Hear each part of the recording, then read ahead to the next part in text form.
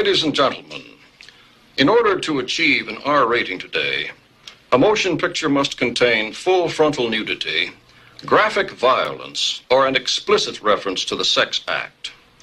Since this film has none of those, and since research has proven that R-rated films are by far the most popular with the movie-going public, the producers of this motion picture have asked me to take this opportunity to say, fuck you.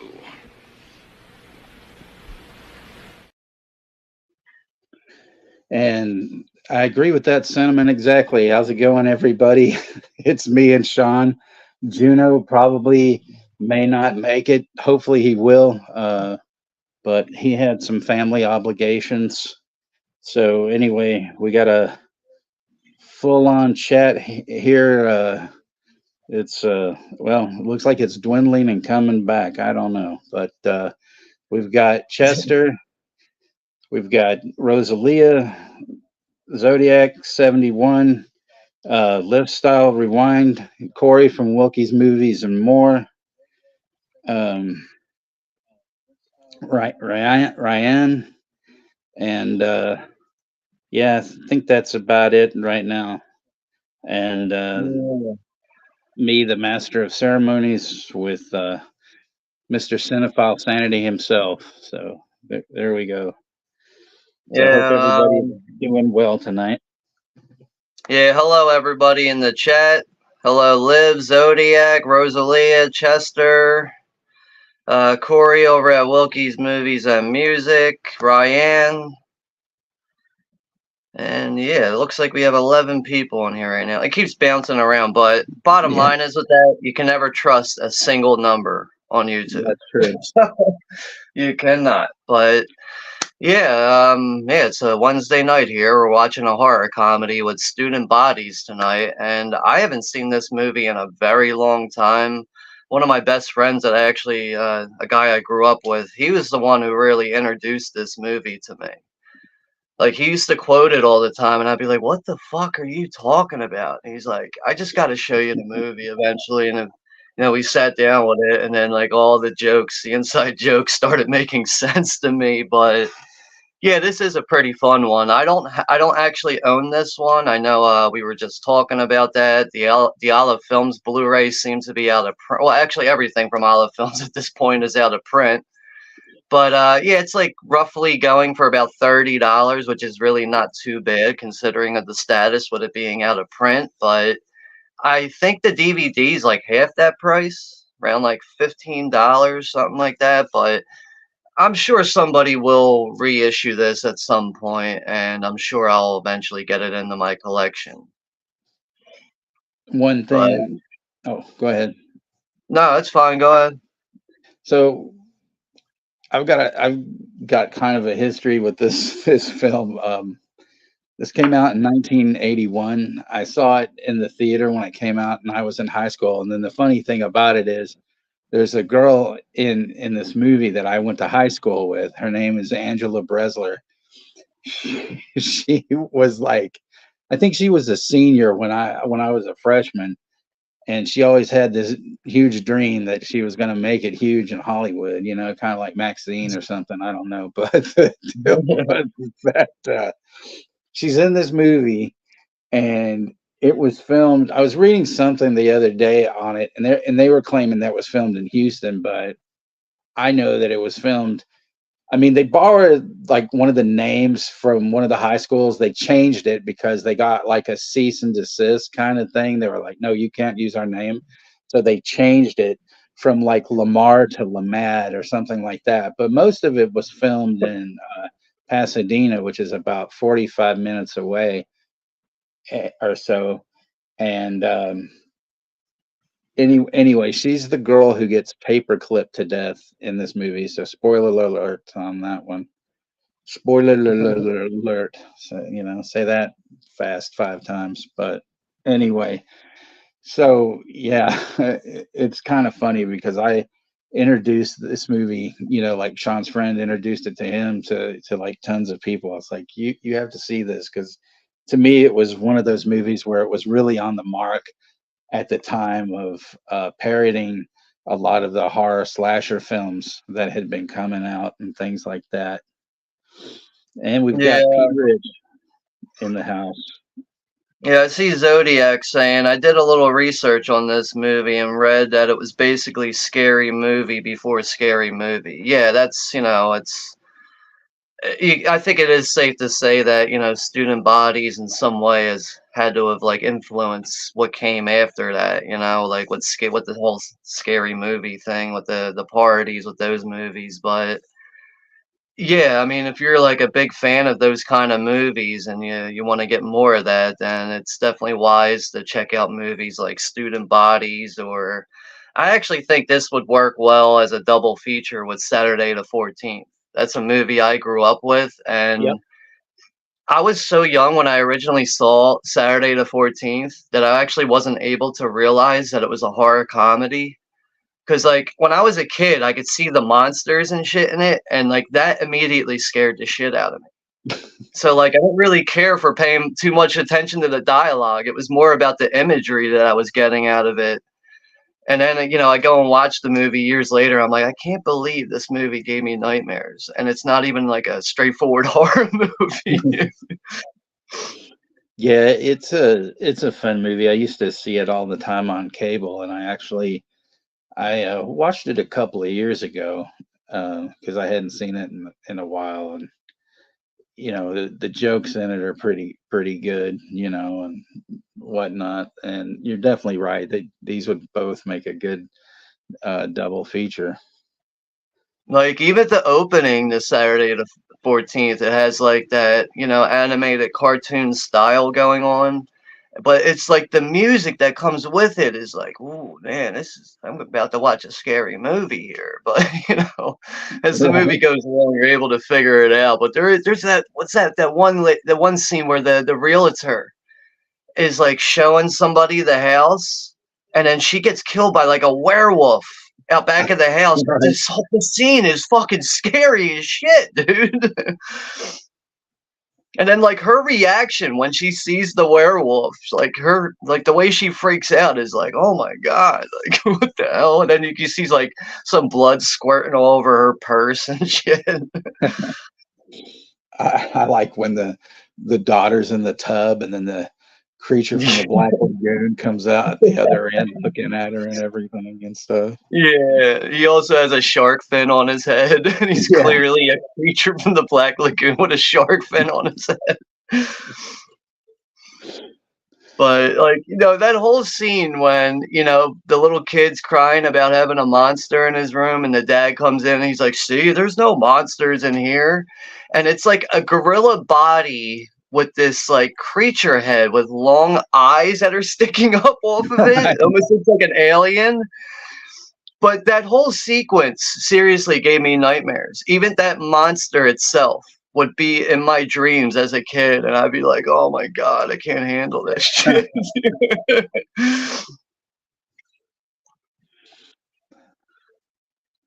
But yeah, I ended up buying the Blu-ray for Saturday the 14th from Scream Factory like a year ago. So that was when I finally went back and watched it. And like the whole time watching it, I'm like, how the fuck did this give me nightmares? It's so hilarious. But yeah, lately I've been trying to catch up on some like action related films that I haven't like either watched or haven't seen in a while. So I started the Punisher series, the Netflix series. I actually haven't I've only watched like 1 or 2 episodes in the past and just never went back to it. But I'm like halfway through the first season now, and I'm like, oh shit. Like I'm like up to the part where like, the Punisher is being portrayed by like one of his best friends, and like I was like, I gotta turn this off now. I'm about to go live. Like that's how I was getting into it so much. So I'm just gonna watch it later, But what else I've been watching? I finally watched Upgrade. I watched that a couple days ago. Not a bad movie at all, but my only issue with the movie is the handling of the main villain. Like there's like at one point where like they're fist fighting and breaking shit. There's this chaos going on.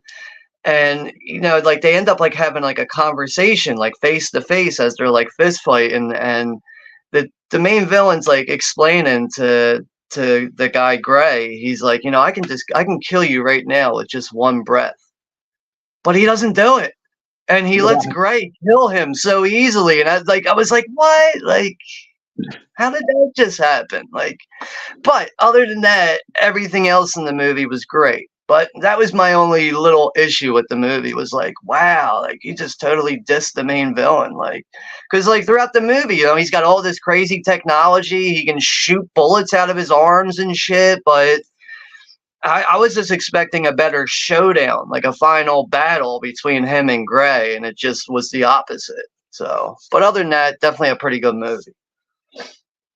And I think I'm going to try to watch this tomorrow. I haven't seen this movie in years, which I picked up from Vestron, and that's the Jamie Lee Curtis movie, Blue Steel. I think it came out in like 1990, but yeah, I'll be checking this one out either tomorrow or the following day. But I'm going to end up watching Bullet Train again, too. Like, I can barely remember the whole movie. I have it on Blu-ray. I watched it once already, but yeah, all month long, I'm just going to try to catch up on as many action films and classics that I enjoy watching. That's cool. Yeah, that Blue Steel. I had never seen that before, and I finally watched it like last year, and I liked it, but I don't know. It was like I didn't realize that Elizabeth Pena was in it, and man, I loved her so much, and I was really like bummed out, because I saw her and I was like, man, she's no longer here. This is bullshit, and stuff. But Yeah. and I don't know. And then that dude that played the nut job, that guy, Ron, what's his name? I forget his last name. Oh, shit. Oh, Ron Silver? Yeah, I don't know. I Yeah. mean, he was okay. I think they needed somebody else, kind of. I don't know. I mean, he fit it kind of, but I don't know. It just, I don't know. It's like maybe if I'd seen it when it first came out, I would have probably like, oh, that, he's really great in this. But I don't know. I was just sort of like, yeah, Yeah, like I can't really remember the whole movie. I only seen it one time. And a lot of Vestron titles nowadays, when they're brand new, you can get them for like $7, $8, $9, $10. I think I paid $10 for it. So that was like another factor of why I bought it. It was like, all right, it's cheap enough.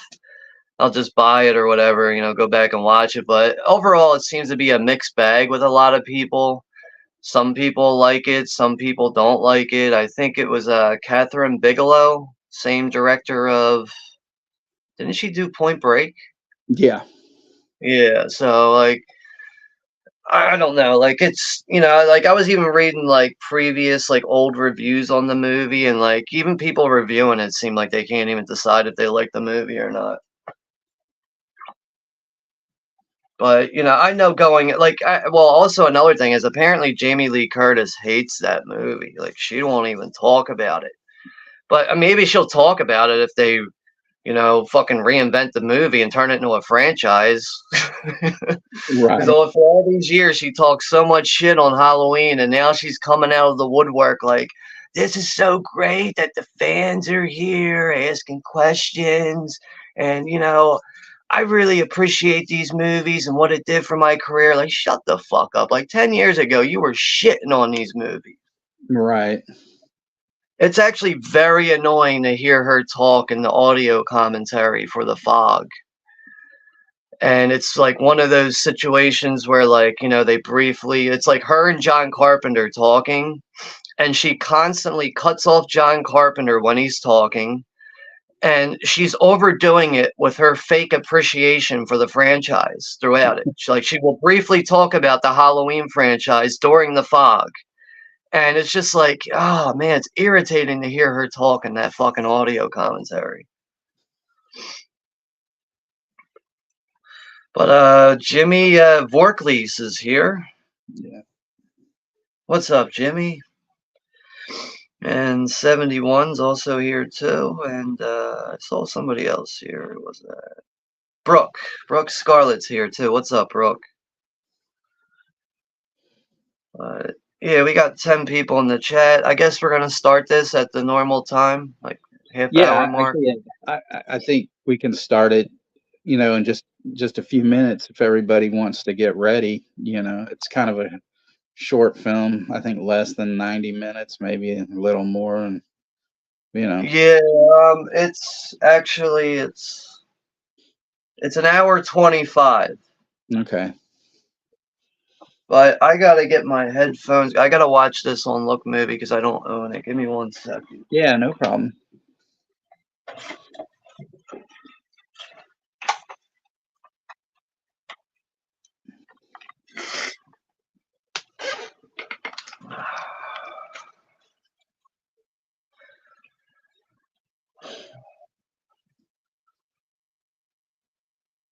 So I ended up pre-ordering that Arrow release for Mute Witness. Yeah.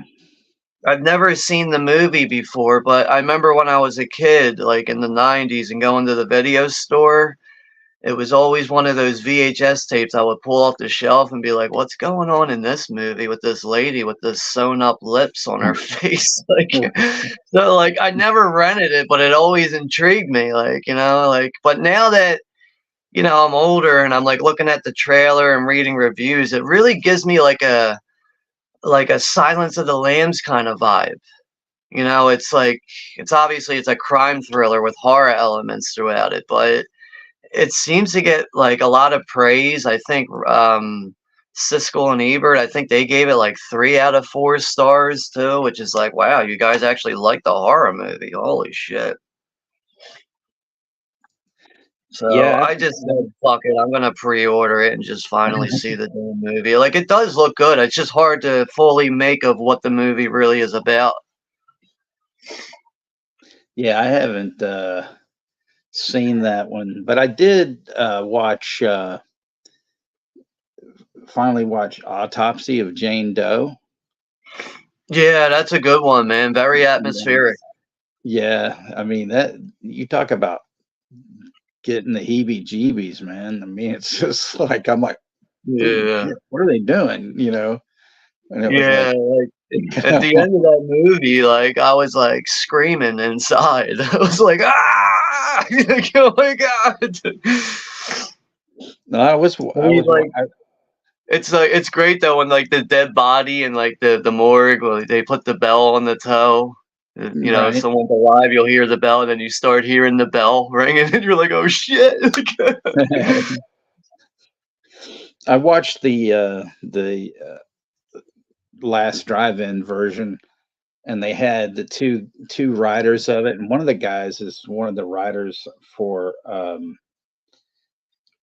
Fear the Walking Dead, I think, and him and this other guy, and it was kind of funny to talk, to hear them talk about it and stuff. And then there was a guy that was a producer, and it just, I was like, wow, they wrote this, and then I guess they weren't the editors, but I guess they had some kind of original like deal ending where the whole thing was like in Emil Hirsch's mind or something like that, and audiences didn't like it, so then they redid the ending and everything. Yeah, I don't think that sounds very well. Like, it was all in his head. Like that kind of can make things forgettable in a way.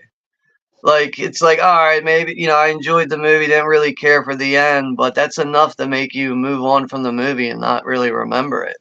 Well, yeah, I mean, I guess they went with that, but apparently the whole idea was it was supposed to be him and his dad. It was just something that they had imagined, and stuff.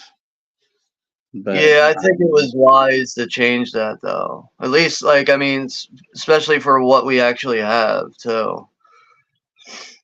But for a little movie like that mostly takes place in the basement of a house, he's like an old school coroner or whatever. Like it's it's pretty cool what they were able to do with that movie. Emil Hershey score. You guys will turn anything into something hilarious.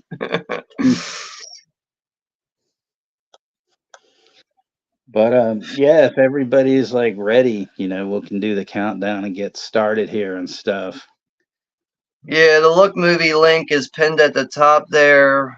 Pray to God it does not fuck up on me or anybody else. But I mean, if it does, like whenever it pauses on me, I kind of just hit the back scroll on like the bar and it'll usually start playing again. But I mean, there's been times where it paused like 3 times and I'm like, all right, we're watching something else tonight. You know? Spunky Magoo. But before we get started,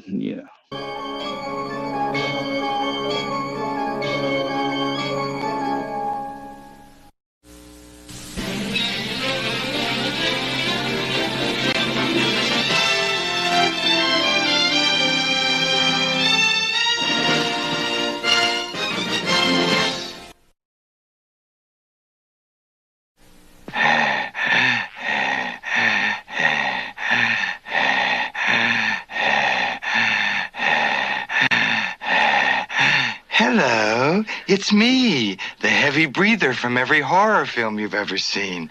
You know me. First I terrorize my victim by the telephone.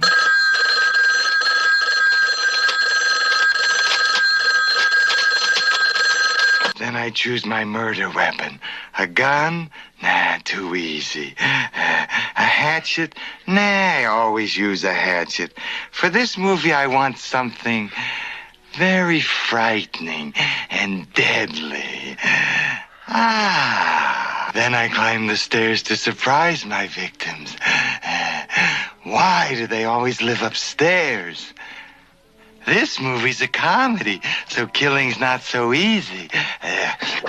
Sugarless. The movie's called Student Bodies, so I picked a typical American high school. This is Mr. Peters, your principal. Mr. Peters! You're naked! Yes, Toby. All these years I've been secretly naked underneath my clothes. Meet the rest of the faculty. The shop teacher, the guidance counselor, the janitor with the IQ of a handball. What's he doing? Sex education teacher. This is totally unnecessary, ugly, and gets in the way. Your mother? She also told me that sex was bad and dirty, but only with my father. With everyone else, she said it was great.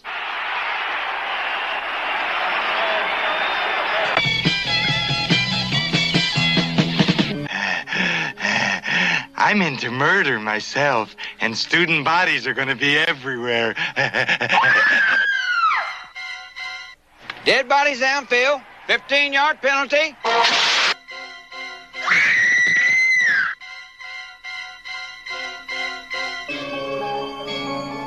See Student Bodies, a killer comedy.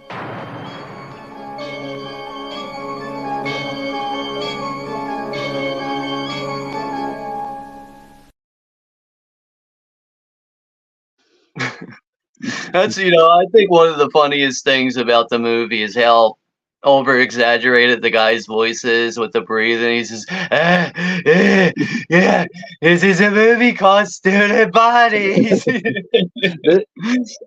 Another thing that article said, which was kind of funny, was that they tried to track down some of the people from the movie, and supposedly they said that they claimed that the breather was voiced by Richard Belzer, and he said, well, if I was, I must have done a good job because I don't remember it, or he was lying, but I don't think it was him. Yeah, I can't confirm that or anything. Like, I don't have much knowledge on this one. But it's still kind of funny. I got you a horse head. This movie's fucking nuts. I just love the whole, I think it's the locker room thing, and he's just like, I'm gonna do what my mommy told me not to do.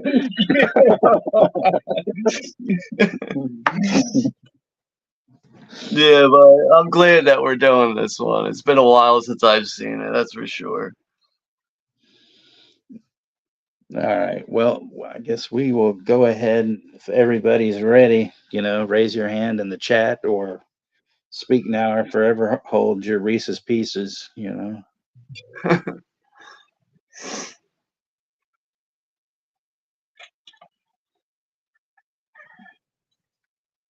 what? I gotta go grab a drink real quick. I'll be right back. All right.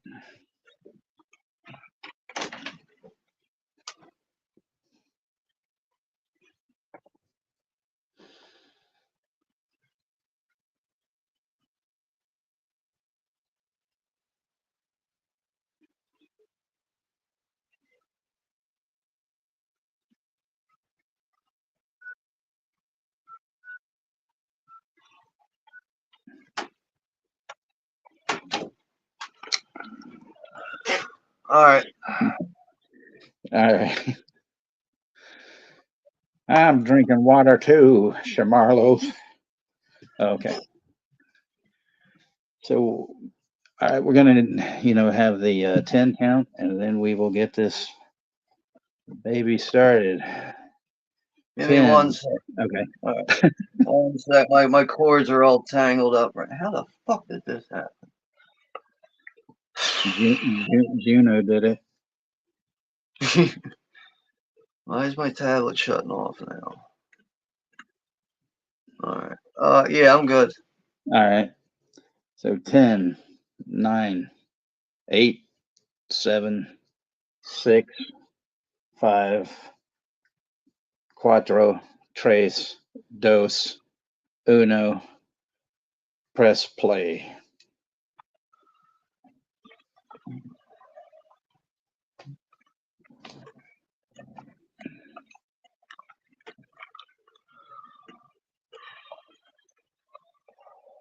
So this is originally this was a Paramount movie. This motion picture is based on an actual incident. Last year, 26 horror films were released. None of them lost money.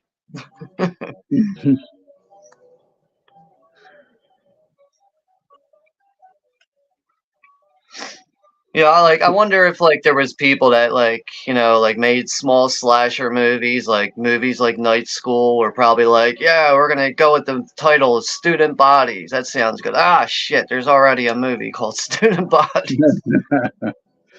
You sons of bitches.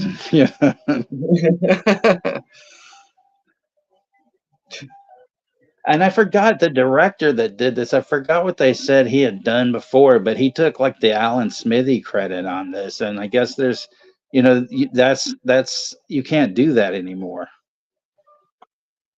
Why? Because of copyright or something? Yeah, or it says written and directed by Mickey Rose, but that's not his real name. But then the producer took the Smithy credit, I guess. But yeah, I heard that they can't do it now and stuff. I love how the opening of this movie it says Halloween, then Friday the 13th. But Yeah. it definitely if you didn't know what you were watching, you would probably think you're about to watch a Halloween movie. We've got Jim's movie channel in the house. Welcome, Jim. Thanks for coming. Hey, what's up, Jim? This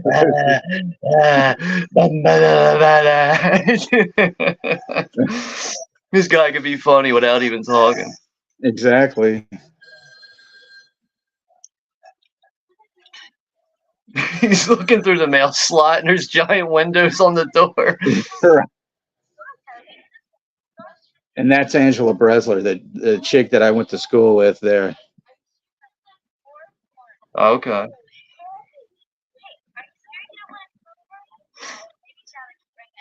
You know what's weird? I always thought when I was in high school, I went to the same high school that Sylvester Stallone went to. Oh wow! And there's not one picture frame of him in the hallways. There's nothing. There's nothing acknowledging him in the hallways. I always thought that was fucking stupid and weird. There's no fucking subtitles on this fucking DVD, bastard. Yeah, I hate when that shit happens, but oh well. This means you gotta turn it up, you know? Right. And then that dog, and it's like pissing fire and shit. Yeah, yeah. A lot of people will use this as like a clip or something. Maybe that's not Angela. That they look the same. I can't remember since it's been a while since I've seen this. But you'll know when she gets paperclipped to death that that's her. Zodiac says he's got his Rocky statue.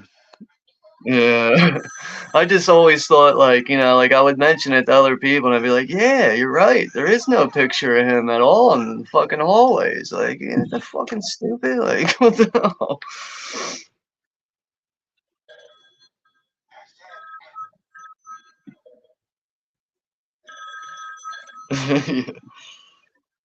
Yeah, Jim. You know, the heavy breather is what really makes this movie.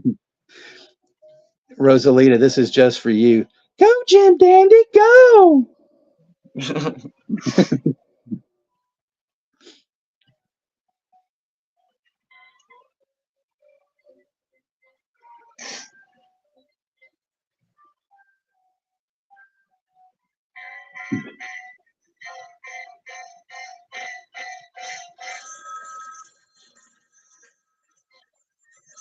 Yeah, it was playing the music and then she hangs up.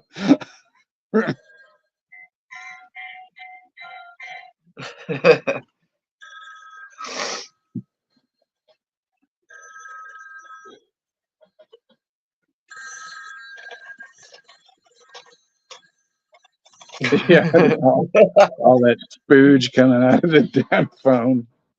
Ew. How gross.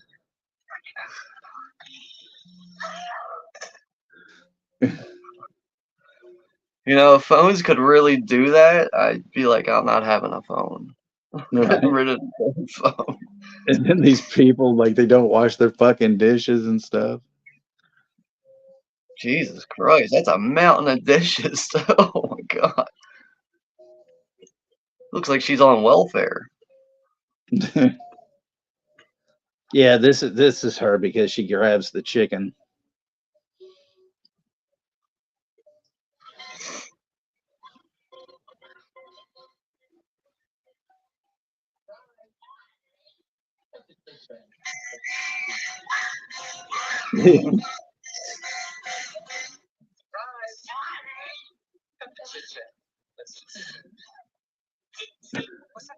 Yeah, Rosalie is right. All the days of not knowing who the hell was calling. Well, I How don't know. exciting that was, you know, and the phone rang. Oh, who is it? Let's get the fucking phone. And then if you were like pissed off, and then you're like, "Who the hell is this?" Yeah, I'd like to speak to Claire. You know, like, Mom, it's for you. You call here one more time, asshole. Oh, Yeah. sorry. Oh, hey, Grandma. You know. But now you don't know who's calling because most times I get unavailable or a suspected spam. Yeah, right. God, you know, that's one thing right there to really remember. The days before spam. You know, Right. Jesus Christ. When you actually got real phone calls, you know. Yeah. I had one of those bullshit calls today from some woman asking me about, you know, I'm from the healthcare center wanting to know about tell you about Medicare plans and all this. And I said, do you have to yell into the phone? She's like, well, can you hear me? I go, yeah, but you don't have to be so damn loud. Tone it down. Be quiet. Click.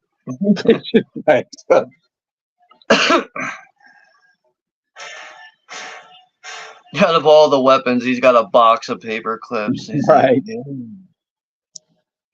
shit, my fucking shit paused on me.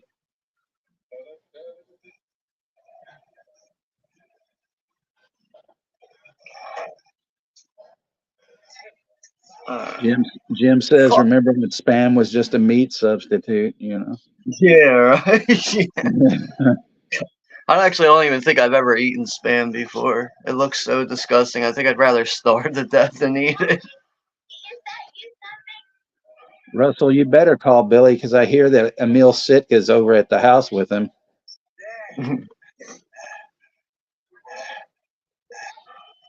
Is he wearing fucking like dish gloves? Yes. He's got they look like dish cleaning, like the rubber gloves and shit. Because at first I thought he was wearing like those old lady like isotoner gloves. That's what I thought they were.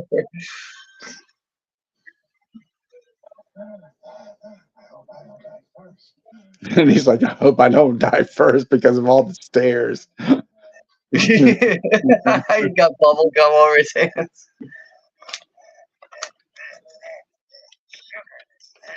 Sugarless. And then he's got the gum on the railing and stuff. Yeah, stuck to his boot. He's got the boots are coming off now. Yeah, because he's got the damn rain boots on and then the dish gloves.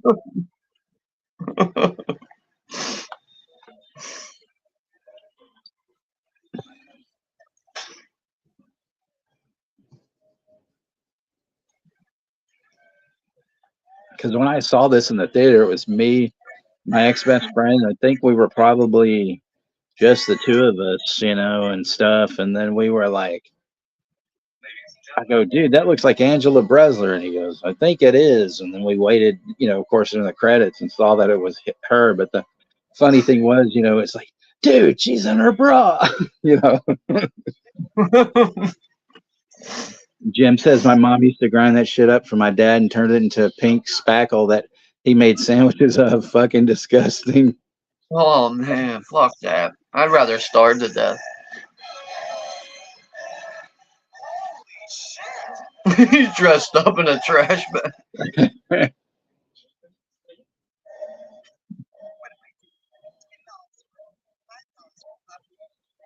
What? $10 for a movie back in 1980?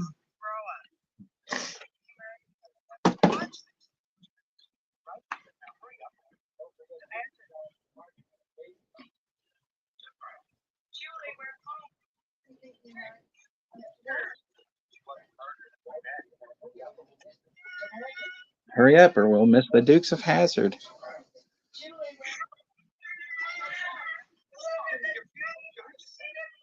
Yeah, where's that girl? I hope she wasn't murdered in her bed. And then she's, you know, screaming because of the fucking dishes. I mean, I'd be mad too if I was paying my babysitter 75 cents an hour and she wasn't around. And then he goes, chicken, it's broken.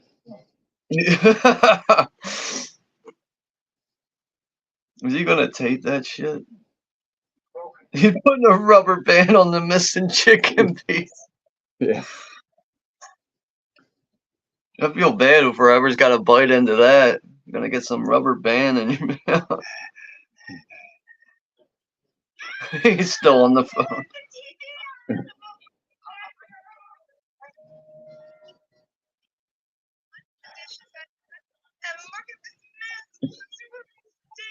She's ruined the stairs.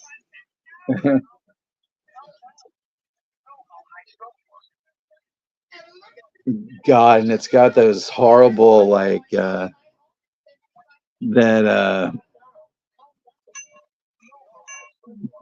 big old rabbit ears on the TV. Jim says, hey, off topic, but does anyone remember a batshit werewolf cop movie called Full Eclipse? I haven't seen it in probably 30 years and just found it on DVD. Sounds sort of familiar to me, but I'm not sure. Yeah, I don't think I'm familiar with that one. I know Wolf Cop and Werewolves Within. There we go. Body number 2. I missed body. Oh yeah, body number 1 was the boyfriend. Yeah, now I gotta download this movie at one point because now like there's certain clips in this movie I want to take out and use later on for something. I love the fact that it gave you the whole body count too. Yeah. I mean, like, I don't know for sure, but I would assume that this is probably like the only party doing something like that back in those days. I could be wrong about that. Right.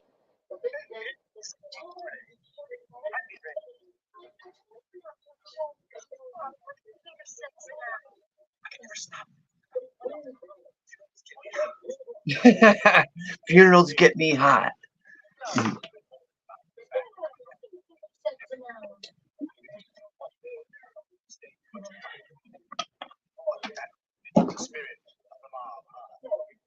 It's a big funeral.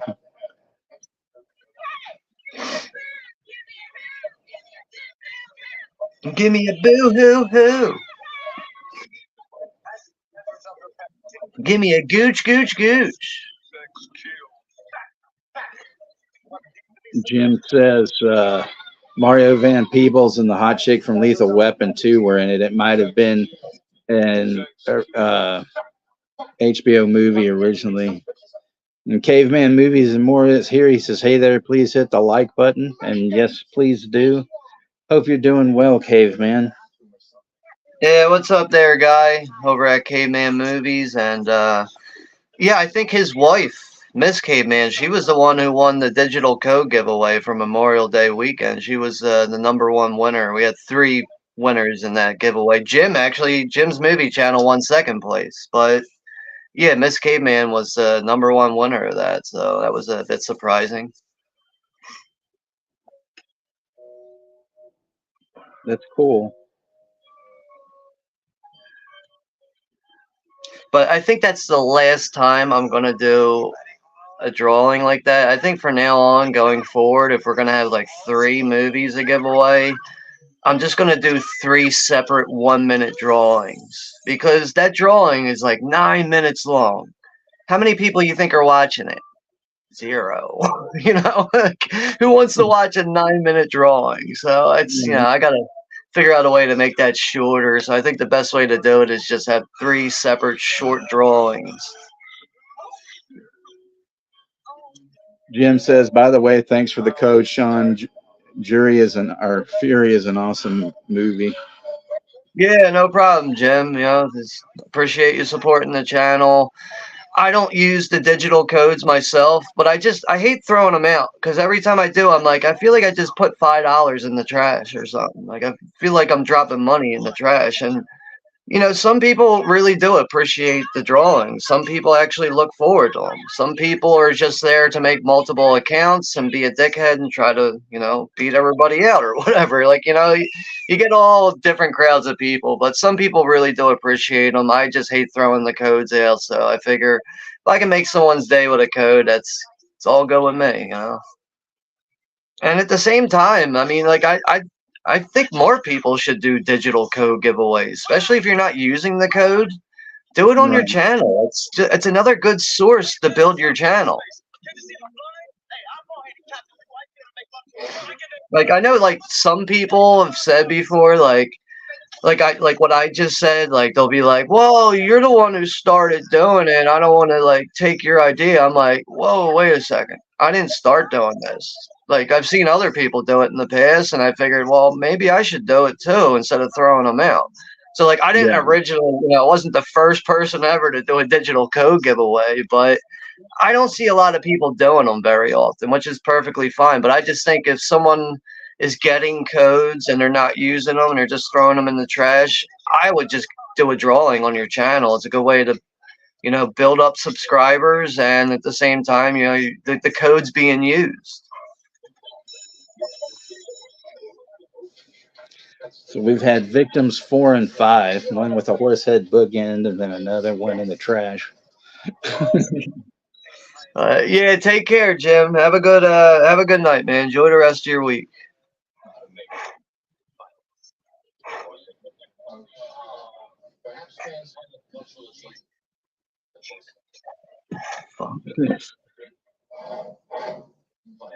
The whole horse head thing here.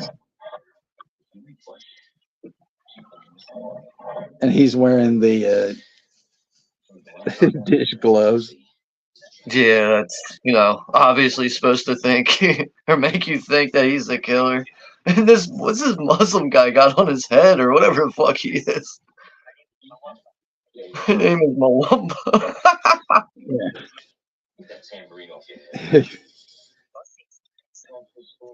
He said, "My name is Mwamba."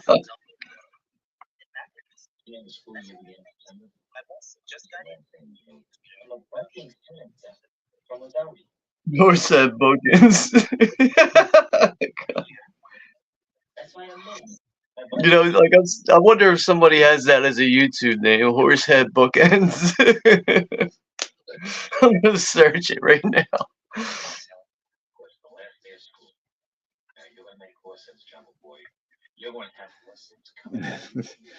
These are clues.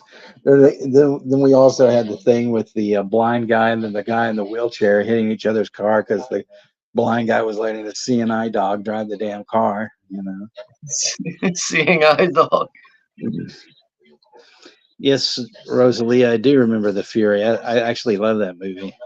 Watching John Cassavetes get blown up.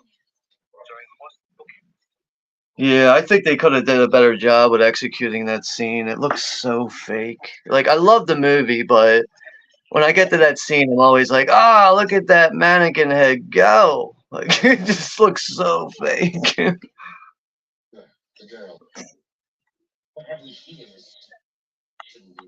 But yeah, it looks like nobody has that as a. Oh wait, all right, yeah, there is one. I think the guy's got one subscriber. Horsehead Bookends topic. It's a weird channel. Then he has that, you know, he's like, you stain this and everything. So that's showing him as the suspect.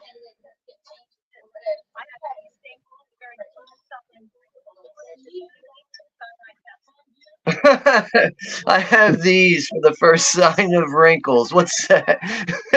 That's cyanide. She's gonna kill herself over having wrinkles. It is website because I'm beautiful and you're hideous. I mean, that's a total like John Waters line. Yeah.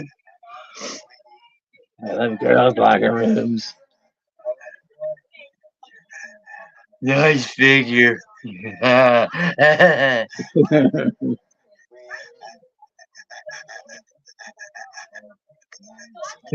Boobies. Boobies.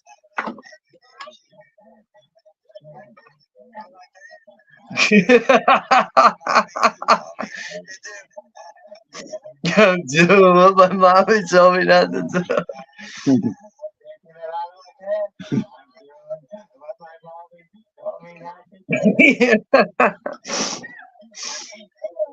He's like, "Ahoo."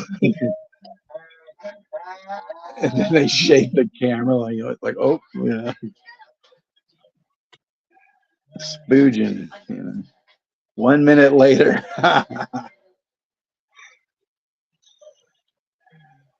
God damn it, keeps pausing. Fuck. Man.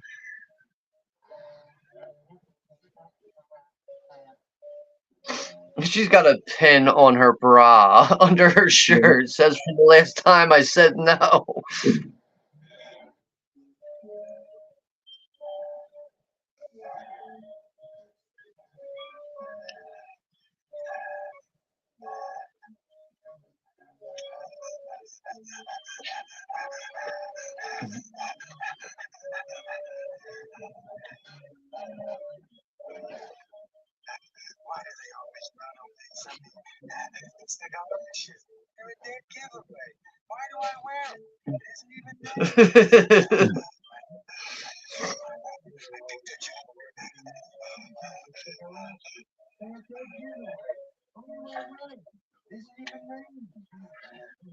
And Johnny's here from the Wild Guys. What's up, Johnny?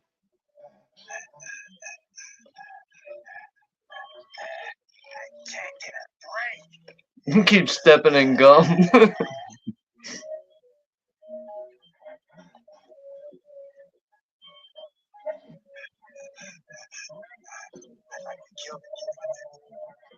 I'd like to kill the kid with the gum.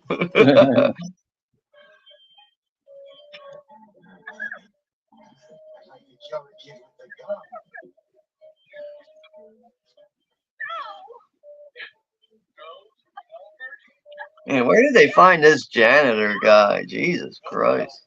You know, the weird thing is he doesn't have he isn't even known for like with a name. He's just known as the Stick. That's what he looks like. I mean, he kind of like. I wouldn't be surprised if he's like related to that guy in Beetlejuice that gets run over by the car. You know, the guy is like hanging by the rafters. He got like hit by a car. He's like completely flat looking. Like he kind of looks like he might be related to him. Rosalia says, "Young, dumb, and full of gum."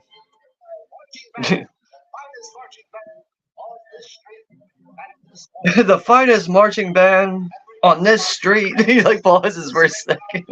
On this street.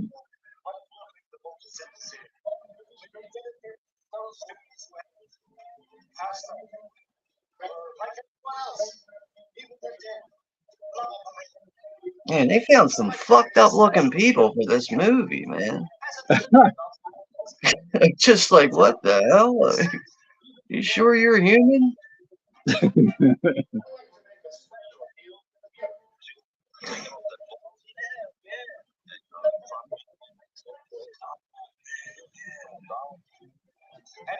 Talking to the blind guy about naked prom queens.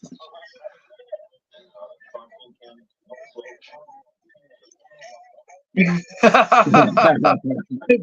in the marching band. And he's like, ah.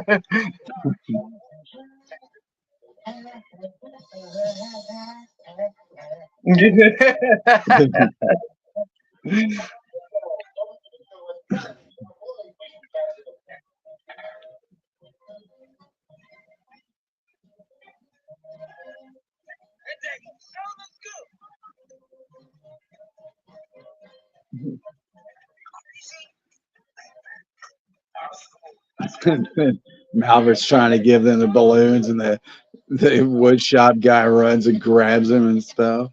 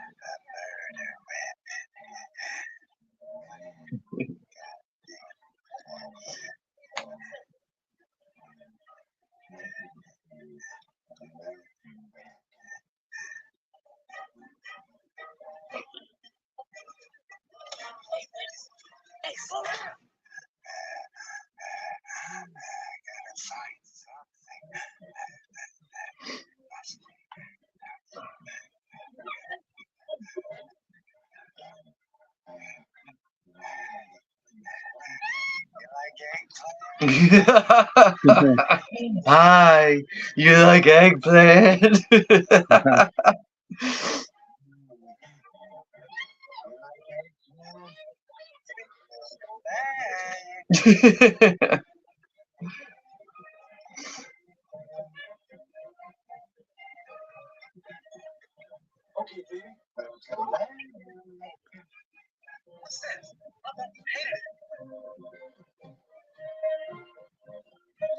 Eggplant's like in the shape of a giant egg. It's really weird. Yeah, I've seen Quest for Fire. It's been quite a long time, but I've seen it maybe a Isn't couple of that times. the Caveman movie with Ron Perlman or something like that? Yeah, and Ray Don Chong, Yeah.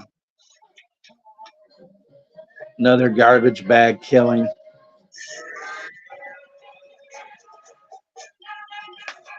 Quest for Fire.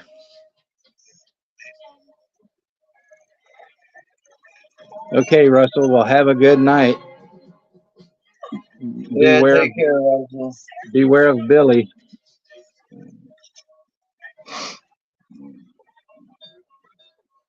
and gentlemen, in order to achieve an R rating today, a motion Yeah, student bodies, student bodies. I was waiting for the queef for fire.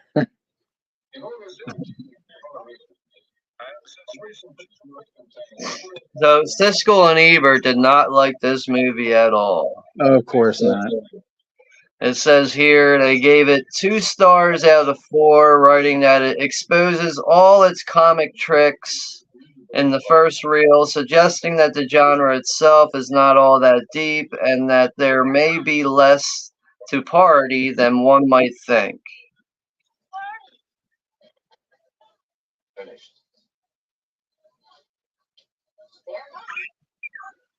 And then some idiot said, the film has some funny moments, but it's definitely not like Airplane.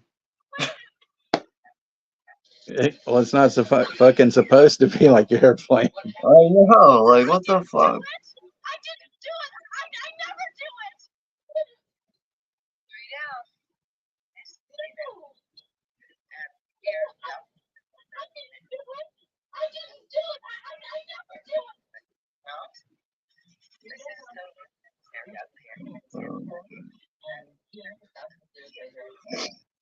So it did pull in 5.2 million at the box office, which is That's pretty surprising. For, like, you know, just for the status of the movie of what it is itself. I mean, shit. Back in those days, like if you even made a movie for like $5 million, you would get a lot out of your money there. Right.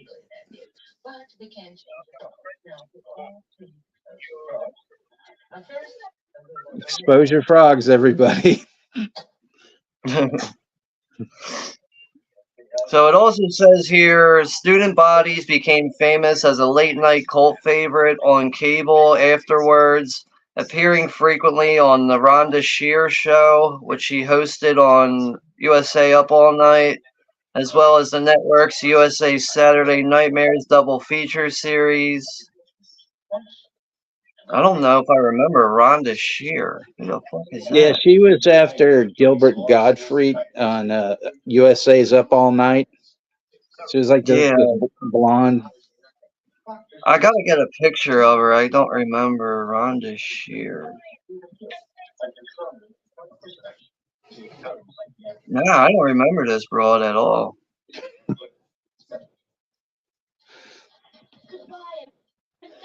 She slaps that kills that fly, and then it says 6.5.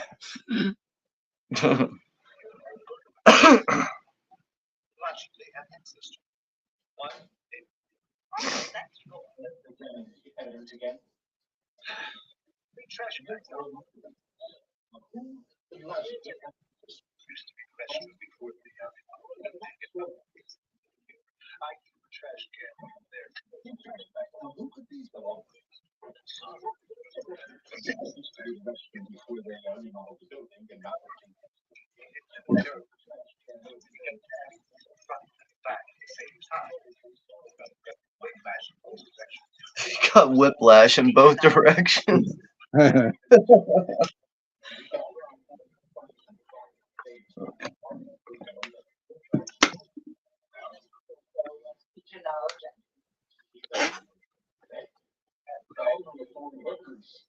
Malvern, the Ford Hookers.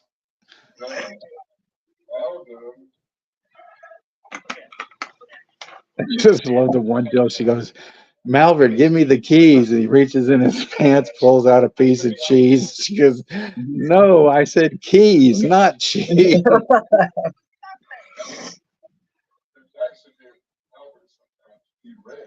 Yeah. Since accident, sometimes Malvert be red.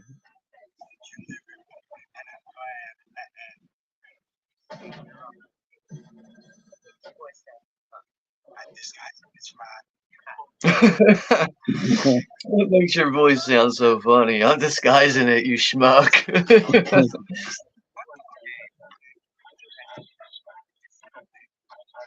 Rubber chicken.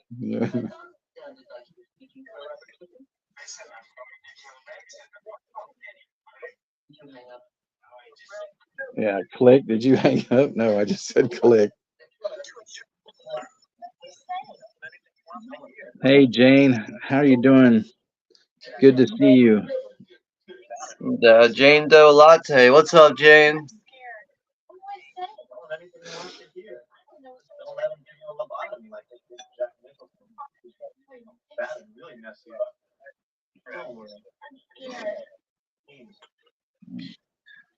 My time span, I'm at 33:25 right now.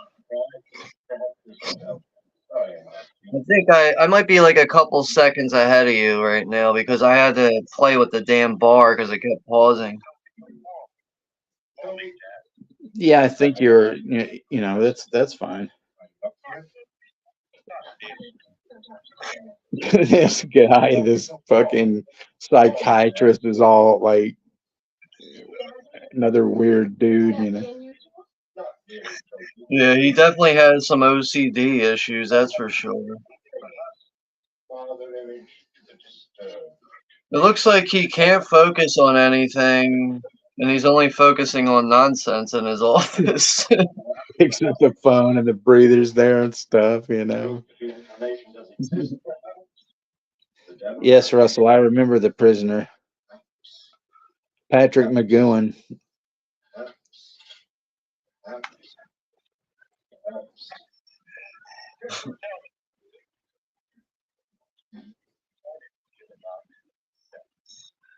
I think a movie like this, with the running time of an hour and 25 is like, that's really the limit before it's like, can you imagine a movie like this going 2 hours? Like, it would dry out, Oh, it'd be like, all right, 90 minutes, yeah, I had enough. the species of your choice. How about a meatloaf? Sex can be a beautiful thing. If people are in love and married, and caring and care for one another. Two souls bonding into one. Two hot bodies must kiss each other. Your father's name is Yuck. Dirty and disgusting.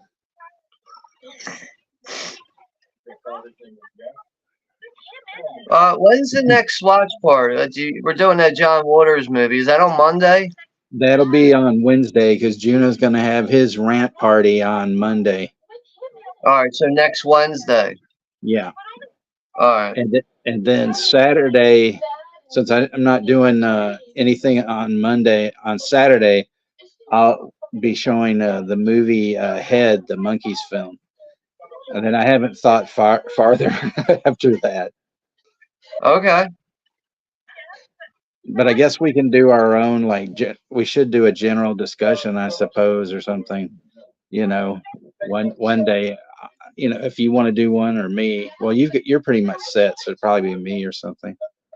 And Don's here for Night Elm. I think we have like 10 fucking streams scheduled on my channel, but I'm thinking of the beginning of July, somewhere around there. I want to do a top 5 stream again. We haven't done one of those in a while. It's probably going to be for Camp Slashers, but we'll probably wait till June is over with to focus on that.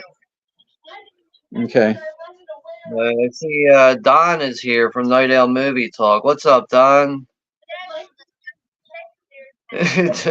Yeah, he did miss Horsehead Bookings. Well, I noticed he did this. I don't remember if it was Gareth he did it with about 7 months ago or so, and I didn't know that. It just popped up in my feed, and I was like, "What the fuck?" And I was like, "Oh." But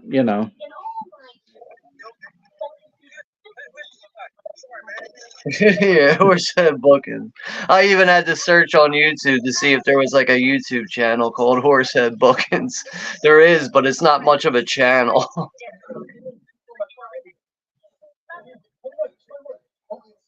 my legs.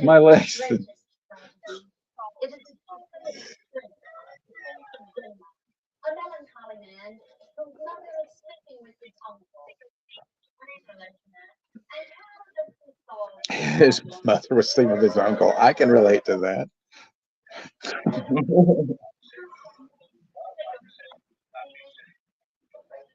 Yeah, that punk looking girl, my first girlfriend, her brother went to school with that chick. So there's two people that, I went to school with one and he went to school with the other one. Doing well, Don. Thank you so much. Glad you stopped by. Bye, killer.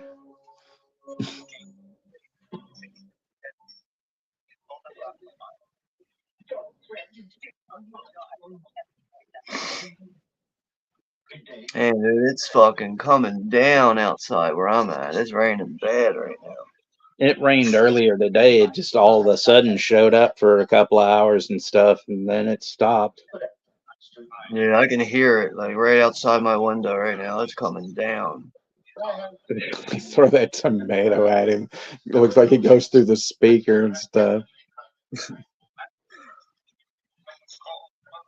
And then the guy using the sander on his head and shit. I mean, his haircut really looks like it was a sander. Yeah. Like, I don't know where they found this weird lanky guy, man. Like, Jesus Christ. I love the way he walks. Like, he really, like, Jesus Christ. Like, Right. You are mere scum. Man.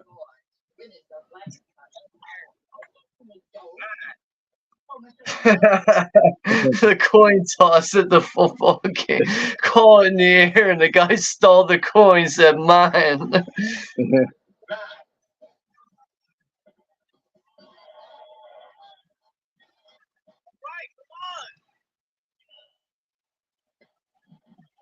He's sitting in the crowd to blow up the hall.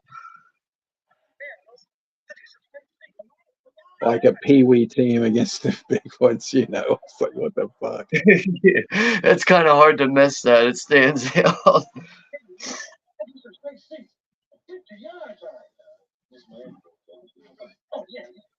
I mean, seats.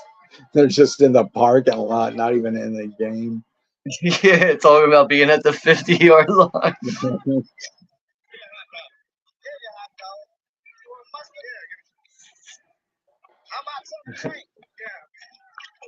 Oh, God. He's like, here's the hot dog. He shoved it in his mouth.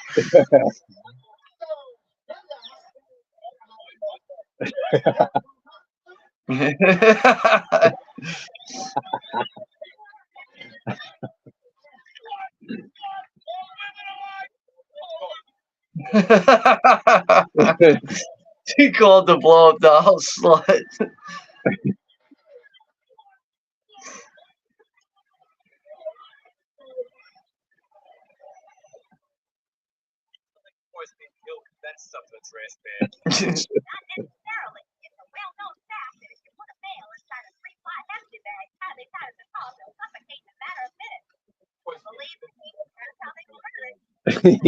Sean says, I talked like Malvert during the stream I did for the movie. Pretty sure I'm overdue to be canceled for it.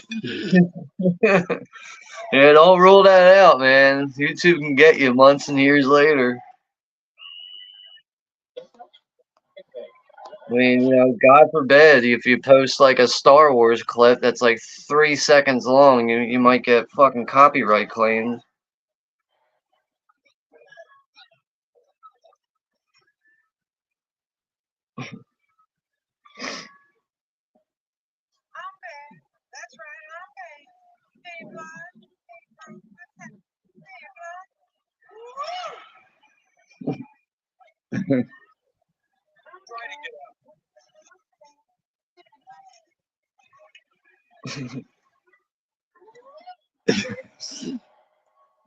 So wrong.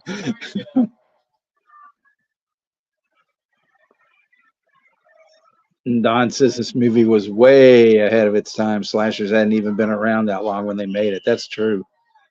Yeah, like 81, that's kind of like the peak, around the peak area of like slashers, because to me, like I don't know, like the whole slasher genre, like for me it's 78 to about 84, 85. That's where it begins and ends for me.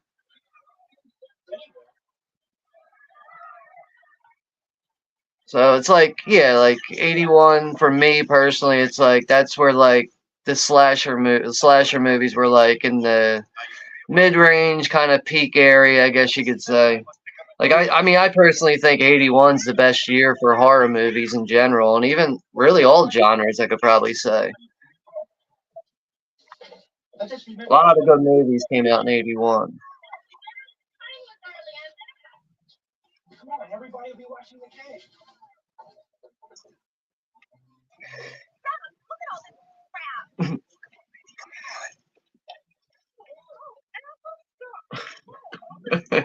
Garbage is so.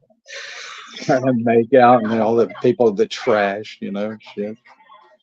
Yeah, the only thing they're missing is like soda dripping.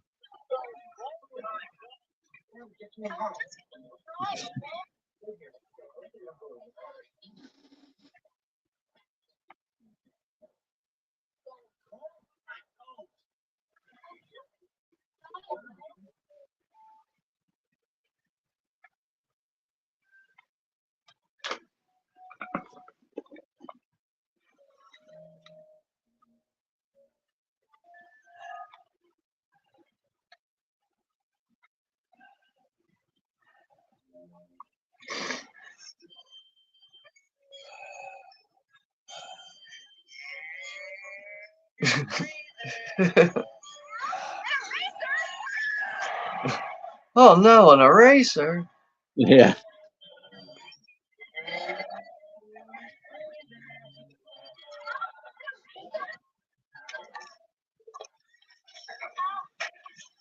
saw you guys come down here, and I just don't think it's a very good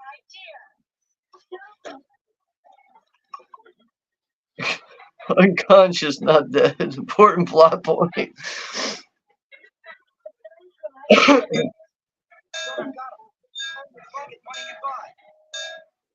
Unconscious, not dead, and plot point.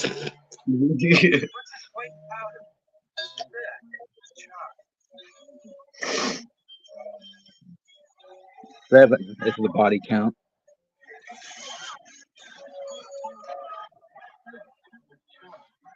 Yeah, what's this white powder? Cut with chalk.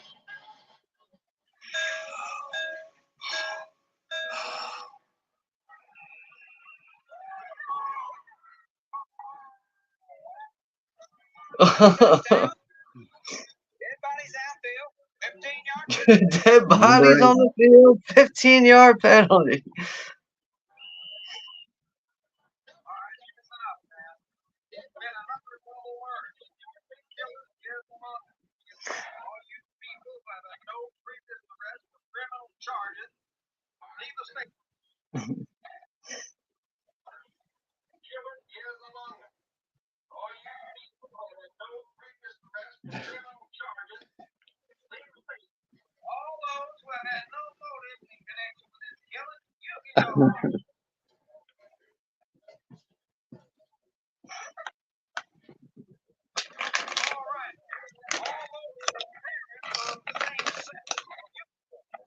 It's only him left.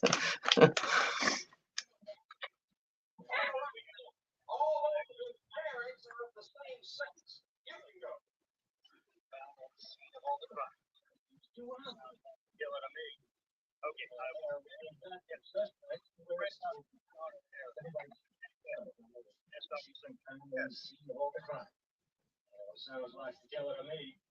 Okay. Everyone spread out and reconnoiter the area. Any questions? Yes, Dr. Where'd you learn to speak English at zoo? Saying that to the coach or whatever.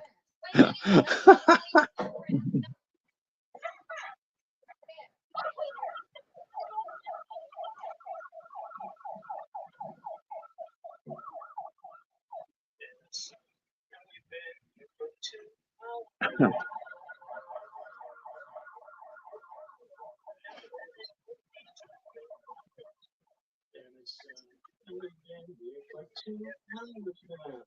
And we're not letting you go anywhere until you tell us where the murderers is of these two young ladies. Never seen a dead body. Never seen a dead body. Huh? Now, has anybody in this room ever seen a dead body? Not a suspect. Is that really like a picture of like an anal canal on the wall? Like, what? Not a suspect. You can't keep me here I anymore. mean, it's kind of hard to miss that when the camera is focusing on it for so long. Something in the air. Okay. Who are these boys? Who did it? He did. But he did. It's a well-known fact that corpses can pass wind, urinate, have erections. There's no Welch saying dead men tell no tales, but they fart. What's this going nowhere? Get out of here. I will kill next at the prom. The woman picks up that thing. I will come back to the prom.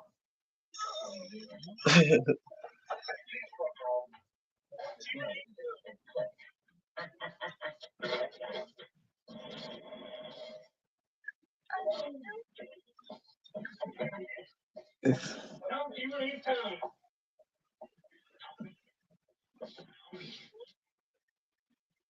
I didn't do it. It's me, Bertie.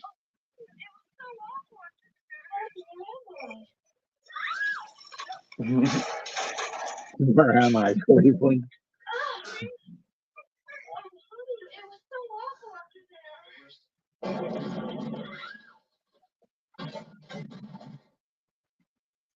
How did you save me? That's okay. You owe me one. What is all this?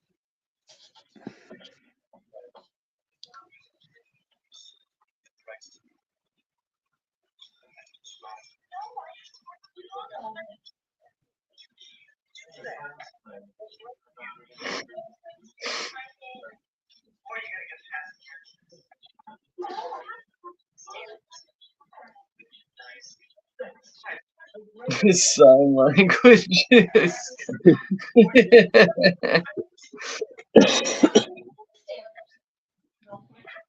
Just the fact that it's with the gloves is hilarious.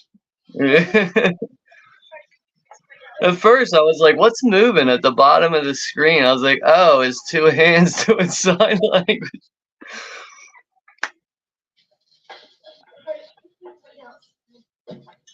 We really lost our picture.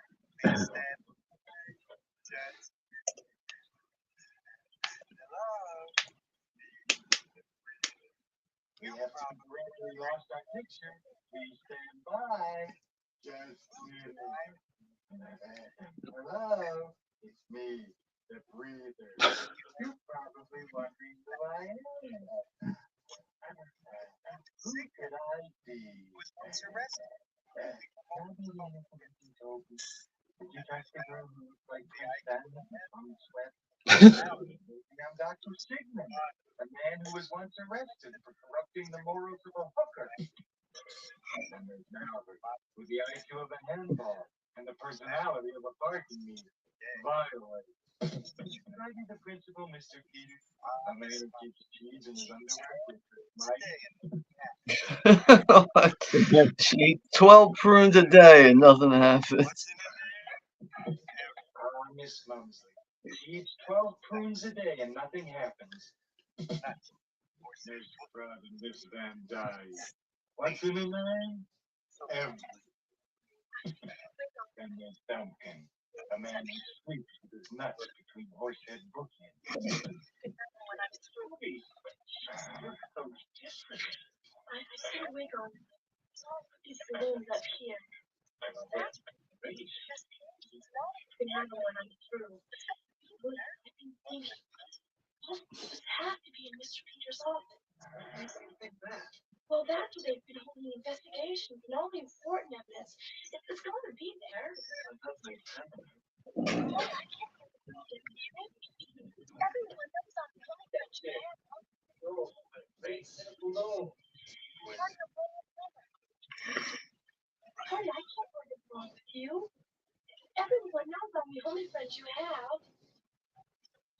Hurry.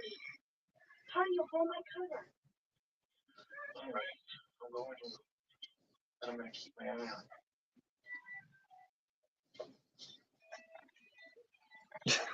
on God. Melbert's definitely like the skinniest dude ever.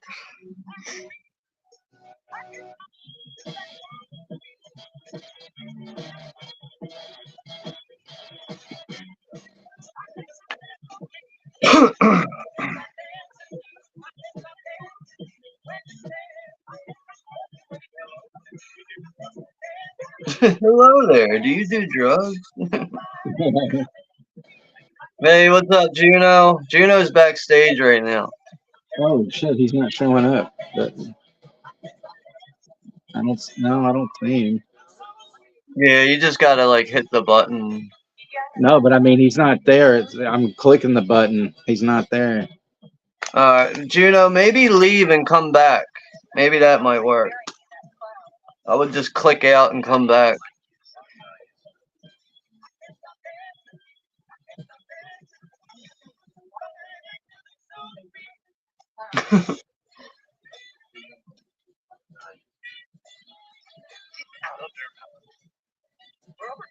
There we go.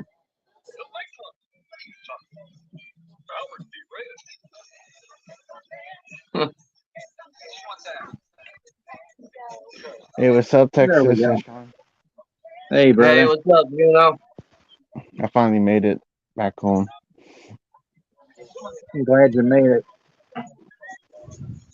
Yeah, we're like what's it- around the 55-minute mark. Yeah, we're at the 50-minute time. 55 minutes. Okay, So alright, got it there. yeah, like 15 or 55, 15, 16, 17. I'm already on the 55-minute mark. Just got there. All right. Thank you.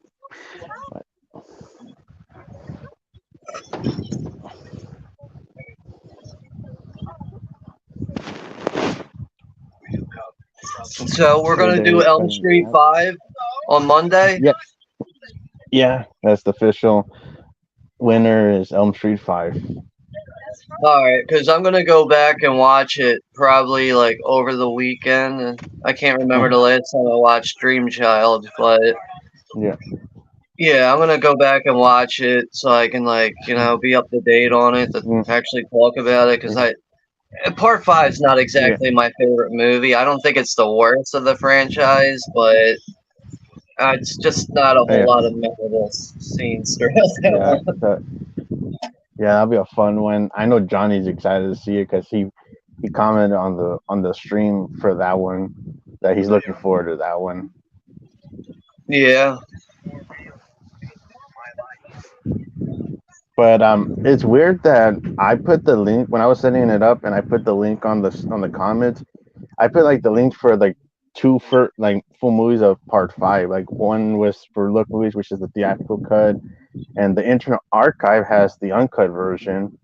But when I went on there again earlier today, the comment the link disappeared for some reason.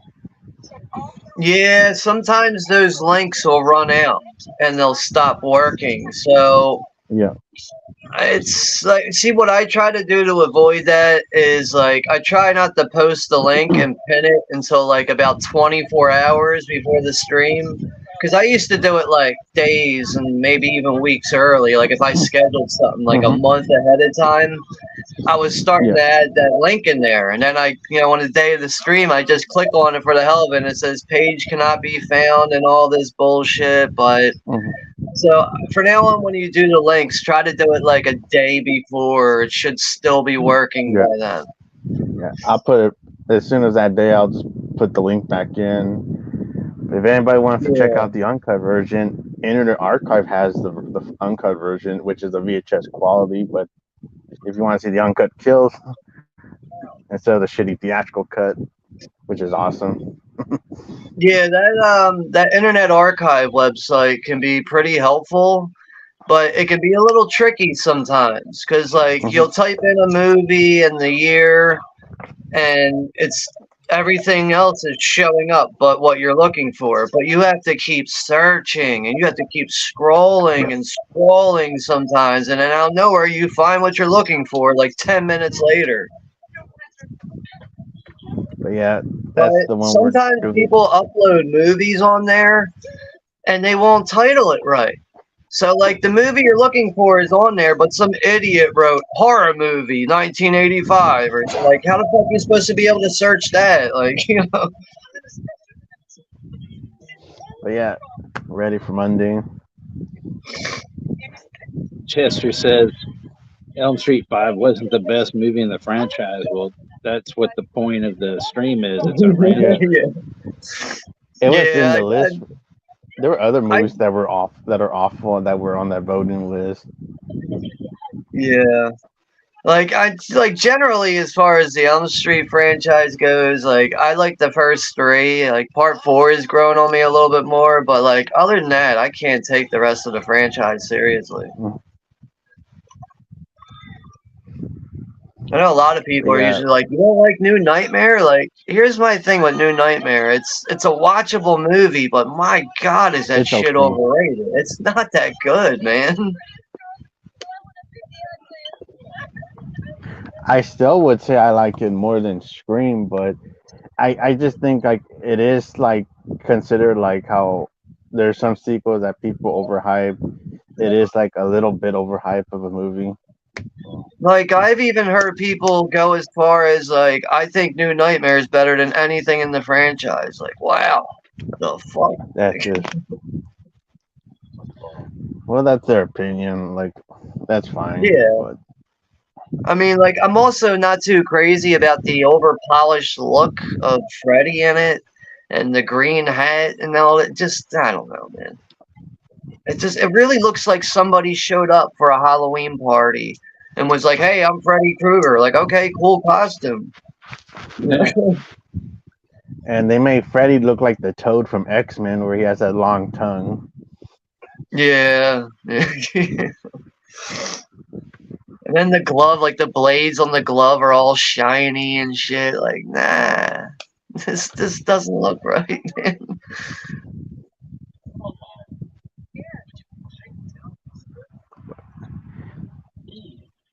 But yeah, there was other stuff that were voted. Like See the Checker was on there, the Howling 4 was on there, and the Hitcher remake. But those are rants for another day. But the winner is Yeah, Nightmare 5. I don't think you'll ever get me to watch The Howling 4. Even if you said, here, I'll give you money to buy a copy, I'd be like, nah. Oh my God. I'm alright. I mean, as far as the Howling franchise goes, there's only one movie that matters, and that's Joe Dante's. That's it. Mhm.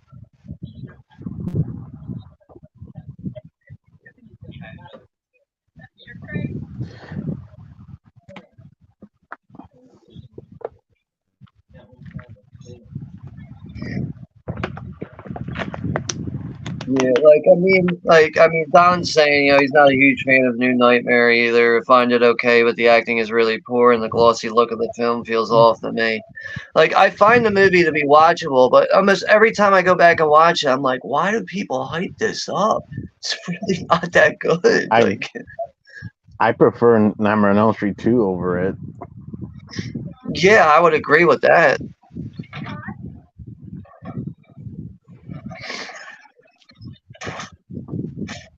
I mean, like, part 2 has its issues, but there's still plenty of redeeming qualities about it. I mean, I think the best thing about part 2 is just how fucking creepy and sinister Freddy is in it. And they changed his look, like his glove is like the knives are coming out of his fingernails, so like that's a new look for him. Yeah. And then when the scene when like he rips off his skin to show his brain and shit, like all that was like new shit too, obviously. Yep.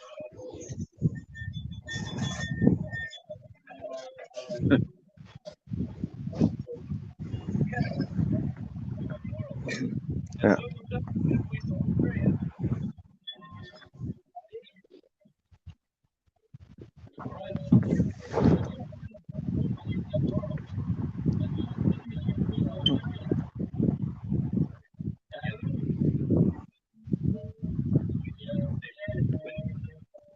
Oh God. Got a military condom in his hand. But the best thing is like when he takes off his like shirt, he still has that, insignia tattooed on his arm. Yeah, I saw that. It really looks like he's wearing like a transparent shirt or something.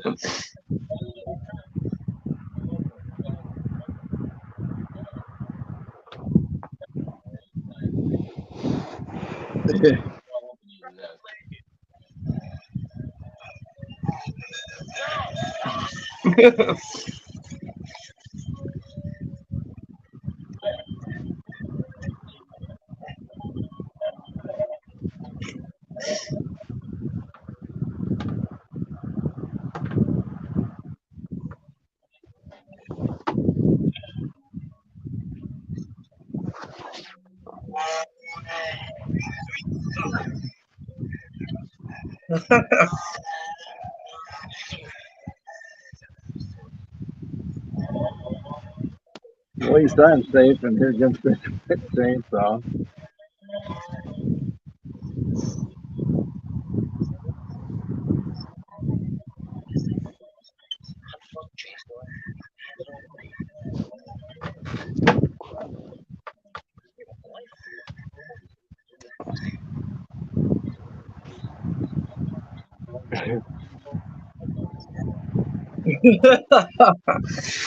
He's like, you want my car? You can have it. He's like, I buy Japanese.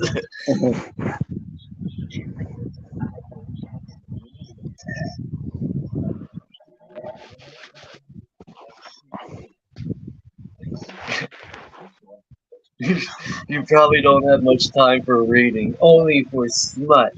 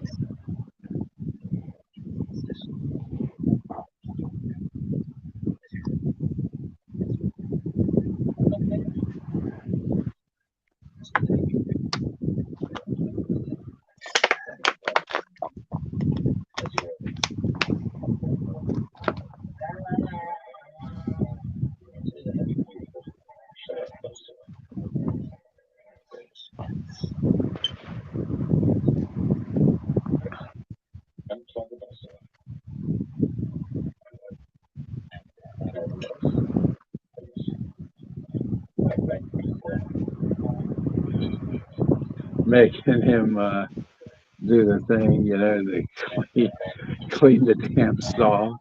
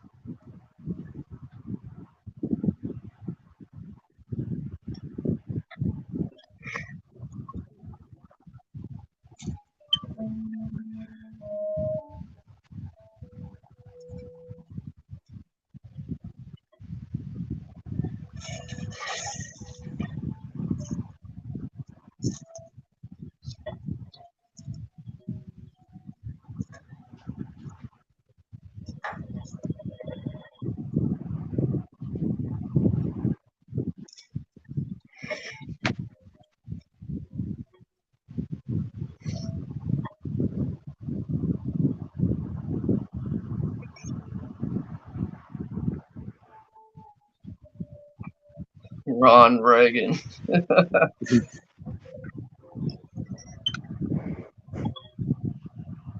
Hookers, domestic, foreign.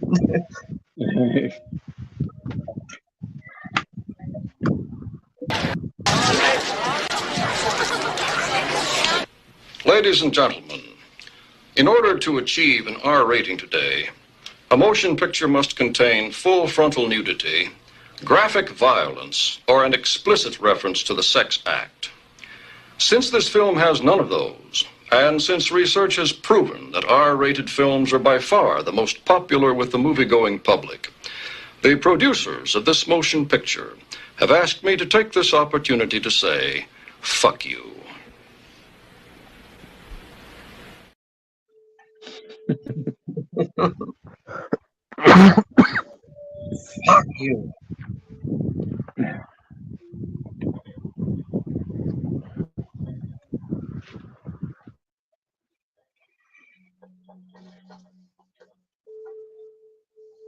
We got about like 20 minutes left here.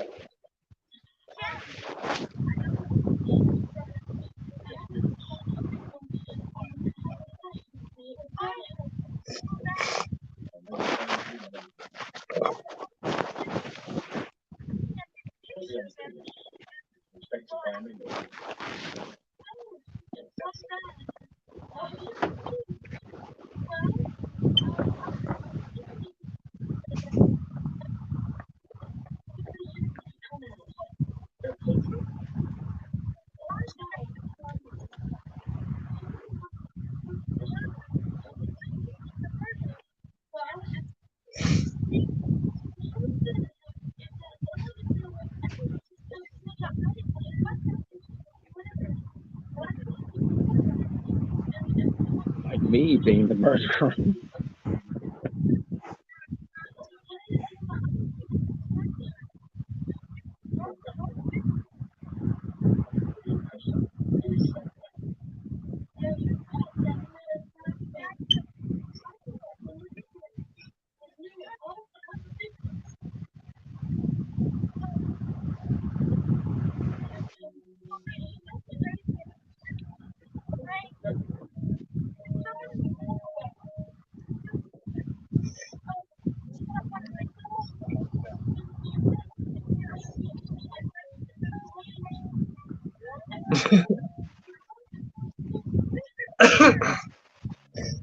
He has an I Love New York tattoo on his chest.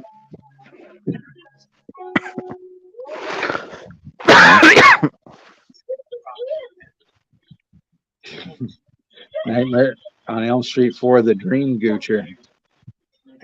Dream Gucci.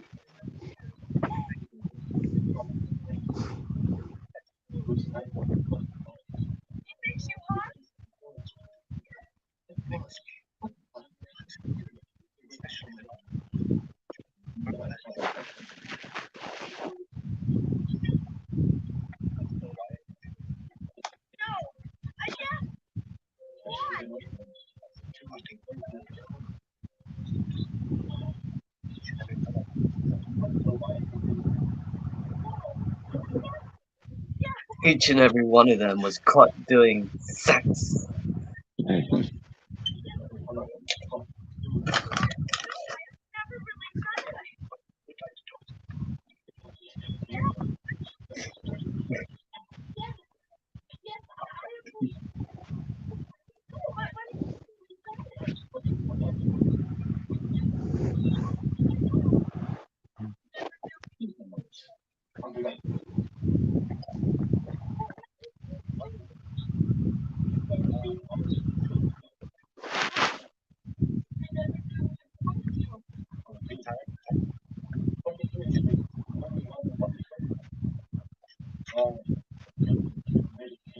The typing scene.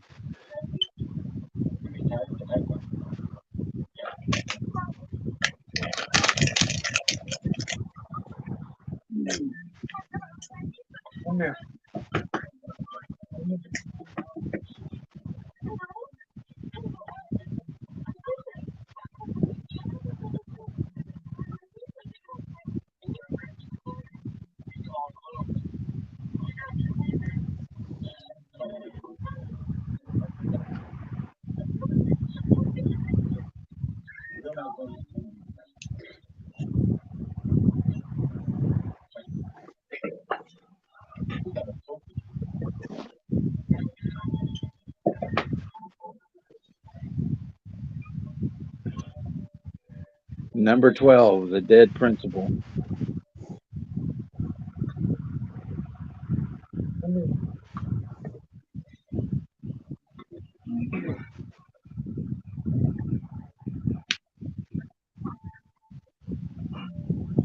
It's okay.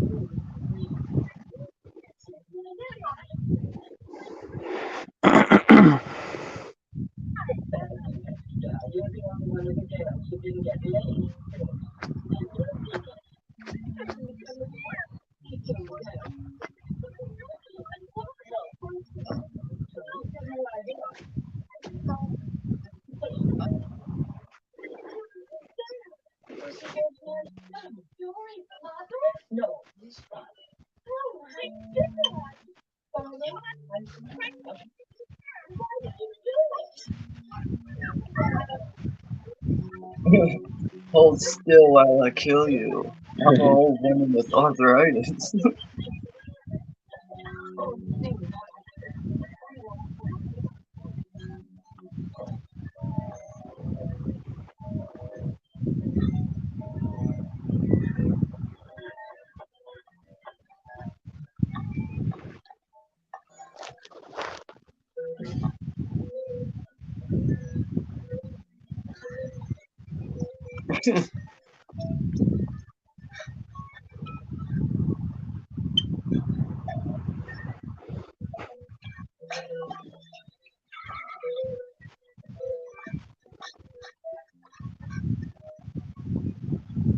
Oh, same where she's running in the hall, and then he's throwing the bookends at her and stuff.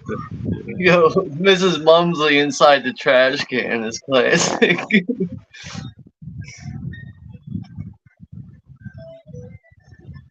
Jesus Christ.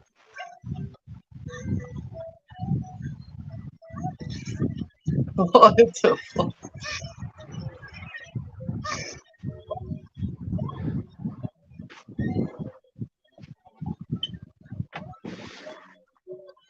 And we got Vanta Black is in the house. Hey, Vanta. Hey, good evening or morning, afternoon to you, Vanta. Thank you for stopping by.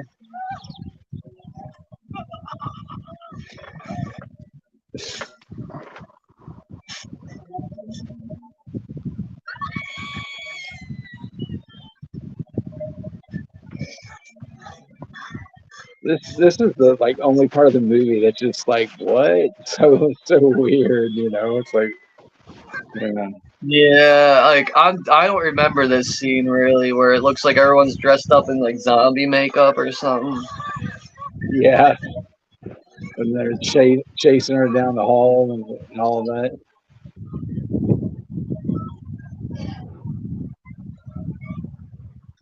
Go outside soon, okay? Okay.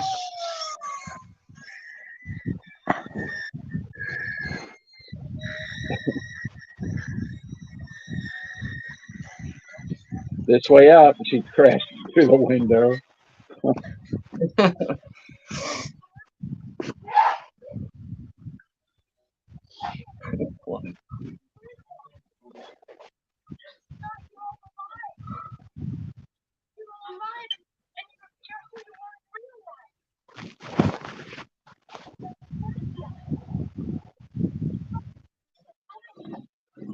and they pull this fucking Wizard of Oz type bit, and stuff.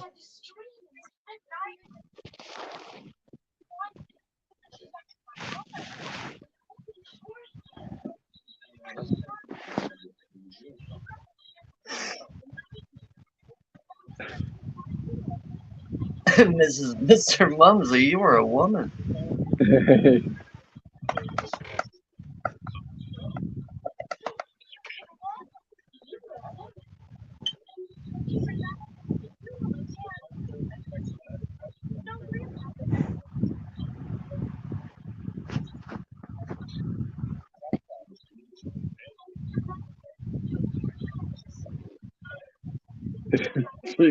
Mr. Malvern, you were a janitor.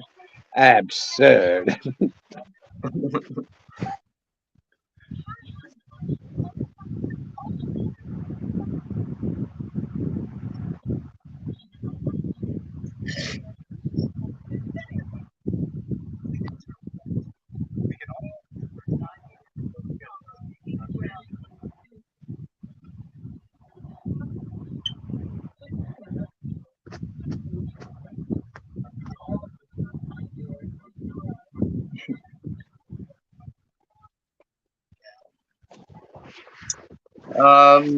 Timestamp.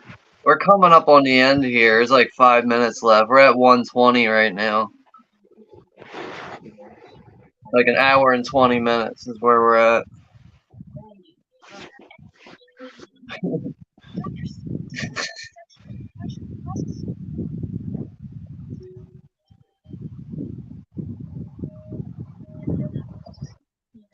Yeah, Vanta, this one's kind of a short one. Rosalie says, I am the gooch keeper. I'm looking for the queef master. Ghostbusters.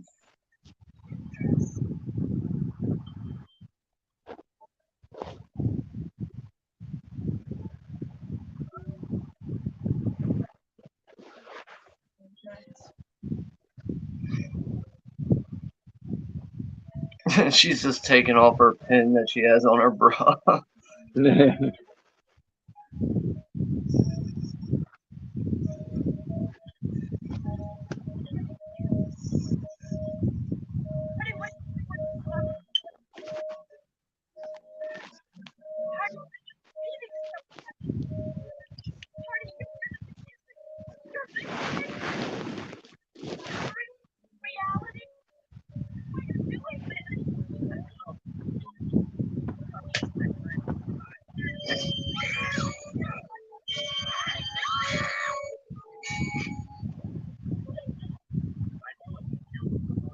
One hour later, he's having a funeral.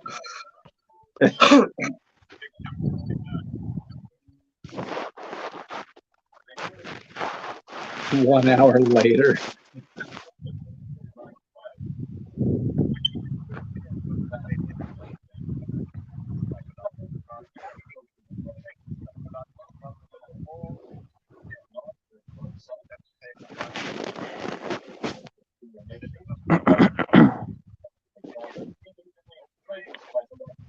We got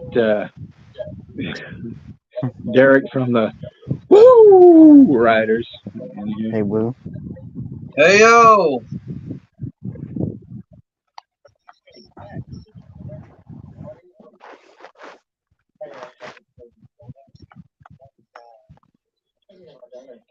Sorry, I had to kill you, Toby.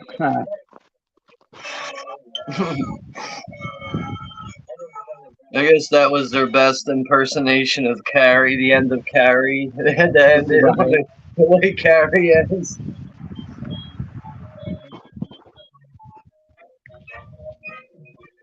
So yeah, that is Student Bodies from 1981.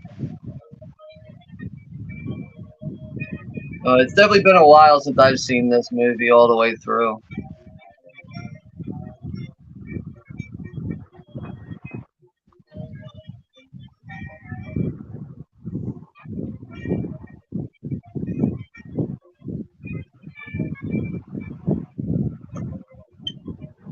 And Angela Roll credits. Bressler as Julie, who had that huge Hollywood career.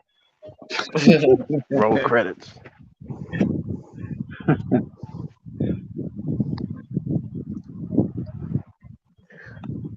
Did you say about the trivia, Texas, that you said you know somebody from this movie? Yeah, the girl that played Julie, her name's Angela Bressler, and I went to high school with her, and she thought she was going to be this huge star, and this is like the only movie that she was ever in, you know.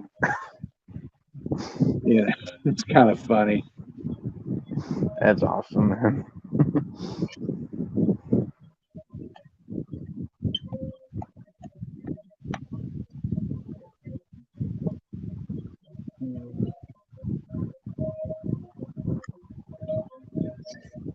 Have a good night, Russell.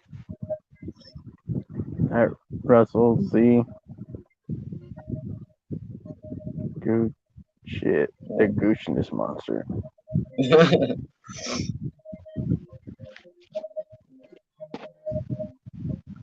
But yeah. So yeah, the next watch party on my channel, we're gonna be right back at it again on Friday with the Rambo franchise. We'll be watching First Blood Part 2 at the usual time at 10 p.m. Eastern Standard Time on my channel. So I think I don't think none of us have anything going on tomorrow, right? Besides Grande's Graveyard at 8 o'clock. Yeah. Just Grande. But I'm pretty sure he's got a stream tomorrow, I think. Yeah, I forget what he's doing, but he definitely has something tomorrow. That Cabin Fever was pretty funny. Where he went on Ty West. Yeah.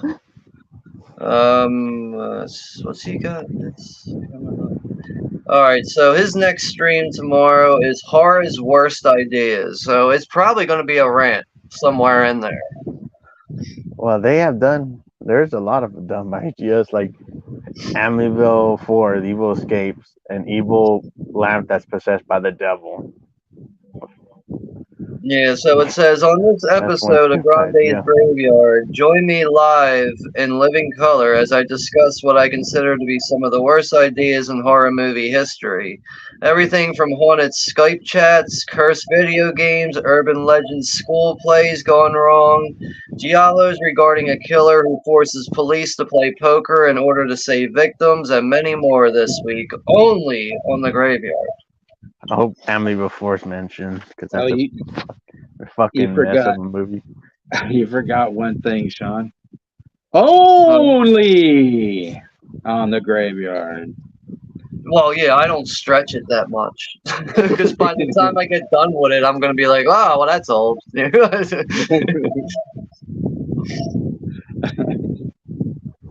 And plus, like, everyone's sleeping in my house, so I can't, I can't go, oh, I can't say that real loud. So Friday's Rambo Part 2. Yeah. First Blood Part 2. We'll be watching that on Friday, and then Sunday we're gonna finally kick off the John Wick movies. John motherfucking Wick. And then, did you guys see the official trailer yet for Alien Romulus? Yes. Yeah. Grande posted. Yep. Yeah, it looks good, man. Like even the look of the movie, it really looks like it's gonna be something. So yeah, I mean, hopefully, when August comes around, hopefully that'll be a worthy installment. It looks like a throwback to the original, Yeah, cool. Yeah, like you can see it takes place on a small ship, so it kind of has that original 79 movie aspect feel to it. The good thing is that the trailer didn't show too much shit, which that's why a lot of trailers sucks nowadays. They show too much of the movie. I'm glad they didn't show much of the movie like what's gonna be. They kept it as a teaser still, but like a glimpse of the look of the alien, which was awesome to see. All right, so tomorrow night, P. Rich over at the Hatchet Boys is going to be doing a watch along for Scream. So we got that and Grande's. I think. What the fuck was that? All right, I think Yeah, so Grande's stream will probably be over by the time P goes live, because he's usually done by like 10 o'clock.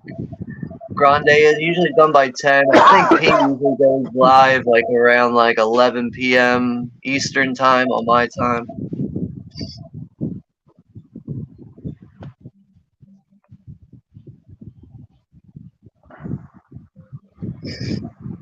But yeah, other than that, that's really all that's in the pipeline for me. I need to find time to fucking get a collection update video. I cannot find time for shit, man. Mondays, Nightmare on Elm Street 5, folks. Yeah, that's the one that won the poll. And be warned, folks, if anybody loves that movie, be warned, there's a lot of ranting on that movie if you love it. Yeah. But if you love the movie, just be warned, folks. There's going to be a lot of ranting in the movie. Yeah, I mean, if anyone loves that movie, I don't know, I guess I'm sorry to hear that.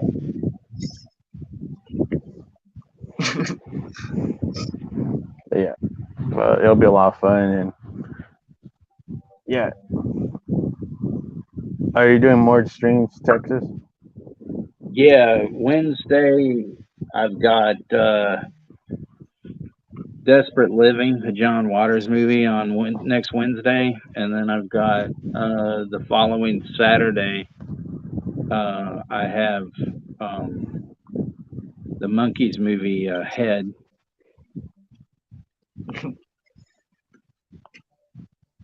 Yeah, but Juno, I started watching the Punisher series, the Netflix series. I'm like halfway through the first season, but it's pretty good so far.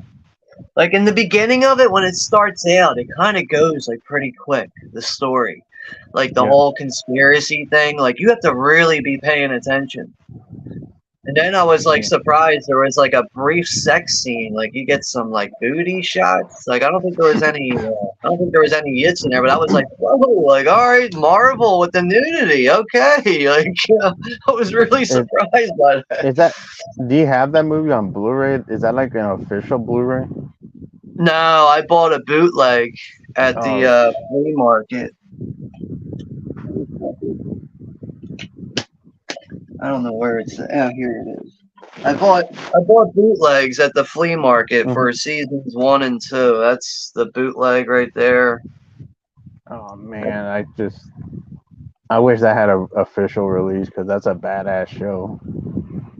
Yeah, I originally watched it. I remember watching like 2 episodes and I just kind of forgot about it and didn't go back to it. But that's the second season right there. But I mean, Juno, like you could find these on eBay for like maybe $10, something like that, for like each season. So you could find bootlegs on eBay, if you really want a copy that bad. But you know what? Like as I go to the flea market over the summer, and the guy I normally buy them off of, if he has more copies of them, I'll try to pick them up for you. Thank you, Sean. But the only thing like I really noticed with this guy, it's like which is understandable why he does this, but like he will mostly have bootleg copies for like the new stuff that comes out. Like whatever like new shows are coming out, like anything that might be a year or 2 older, he usually won't have any more copies left. Because it's not really relevant, it's not really selling for him, which is understandable. But I see Erica's here from EA Horror. What's up, Erica? Hey, Erica.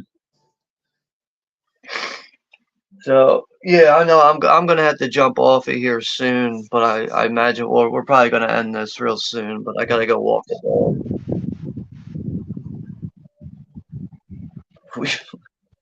Yeah, that show is pretty good. Like I have now I have all the movies, like, because there's just 3 movies: the Dolph Lundgren one, the Thomas Jane one, and the Ray Stevenson. Which that's a blind watch because I have not seen the Ray Stevenson one, but it's in good condition It's a shitty DVD where it's this 2-sided disc where it's like full screen and widescreen bullshit. Which I always hate those DVDs because they easily. But thank goodness it was not like fucking scratched or anything. Thank goodness it was just cleaned and stuff when I got it at the thrift store. Yeah, chances are whoever owned that, they might have watched it one time and put it back, and that was it. Gave it to the thrift store. Yeah, but like overall, you don't really see those double-sided discs anymore. But the only time I'll really see them, like Mill Creek will actually still do double-sided disc for when they release like those like 30 or 50 movie packs. Like they will still do it, but you don't really see those anymore. Like I know I've never seen a double-sided Blu-ray. That'd be pretty funny to see a double-sided Blu-ray.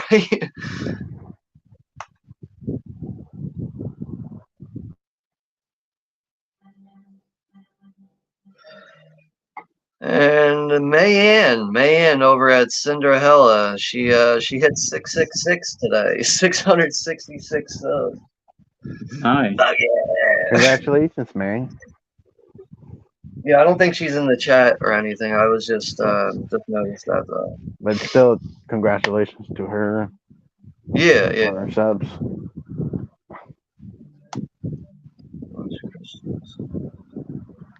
But yeah, you could come across a lot of stuff at the thrift store. Like, I was surprised when I found, like, hold on a second.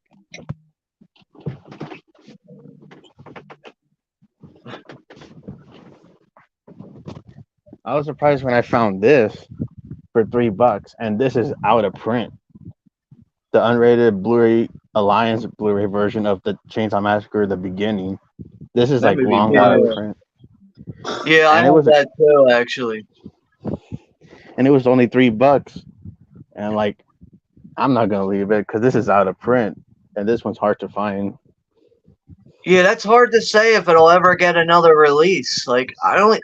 Something tells me like that's like an Alliance Blu-ray. Maybe Lionsgate might hold the rights, and they just put it on the shelf and forgot about it. Like, I don't know. Because I know like they had a Blu-ray. I know New Line did a Blu-ray, but it's the theatrical version. It's not the unrated version. That's like the only one No, that's available. actually, I think there's an error on that Blu-ray. I think it actually has the unrated version, but it doesn't say it on the back. This one's because it has the unrated on top of the cover with that red logo. Like, I have both of those Blu-rays. I have the theatrical one that has the different artwork, and then I have that one that you just showed. But yeah, both of those are out of print now. I don't know.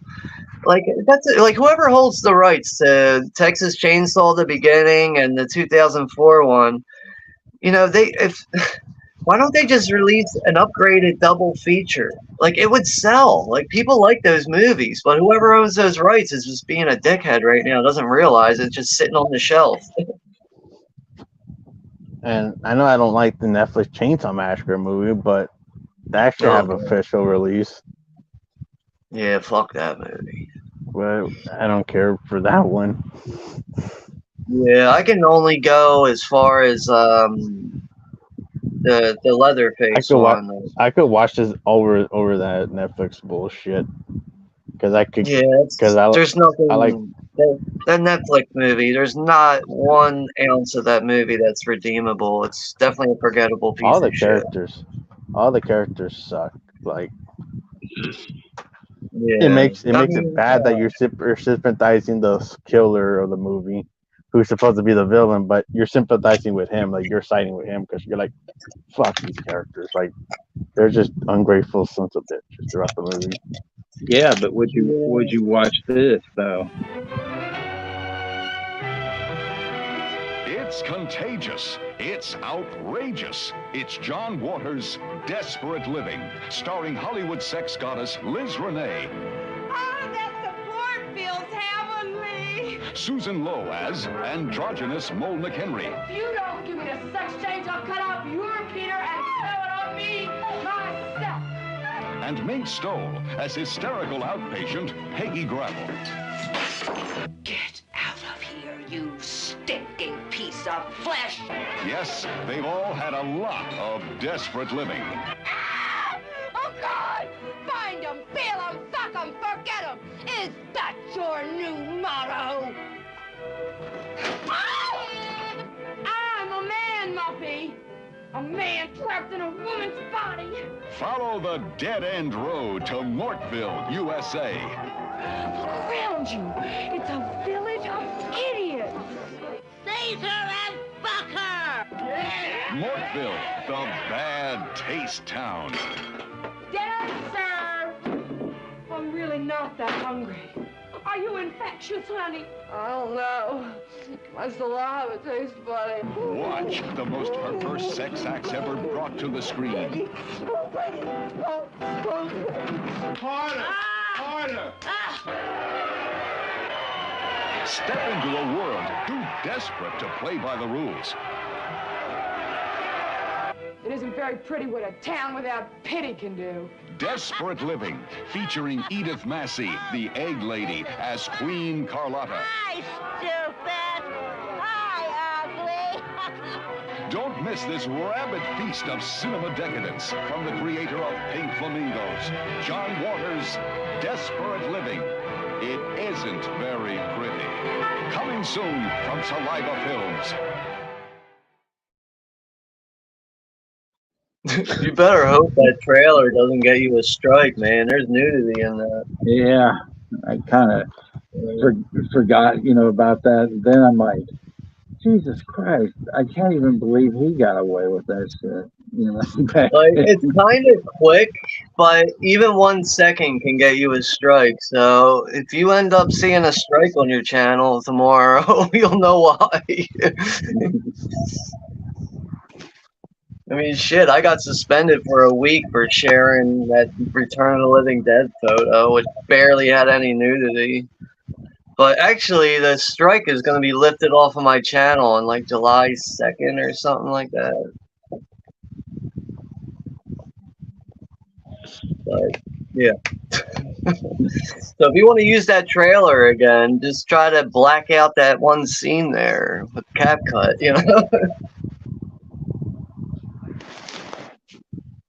And I see Jamie Hart is here, also Ginger Ninja, but Jamie. yeah, I know I gotta get off of here in a minute. I know that, but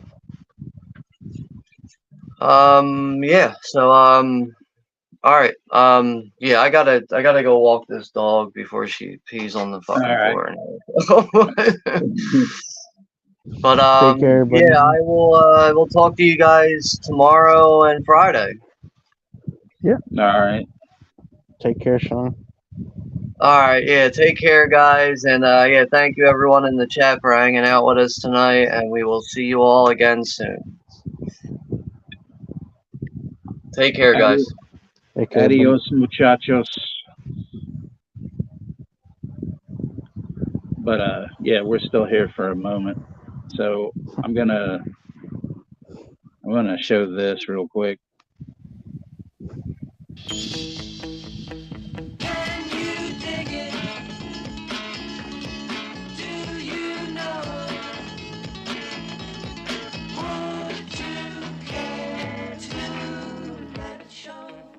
Not since the Ten Commandments.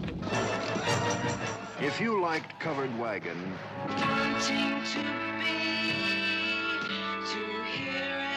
Beyond From Here to Eternity,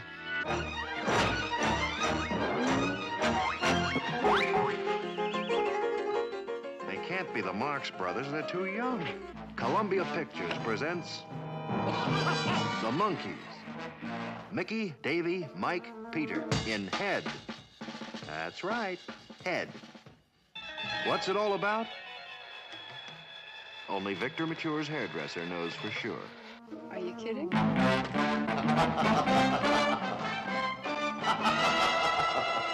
Looks like a nice guy, and I like his smile. Go on, see if you can hit me, just once, just once. Don't, Davy. Please don't.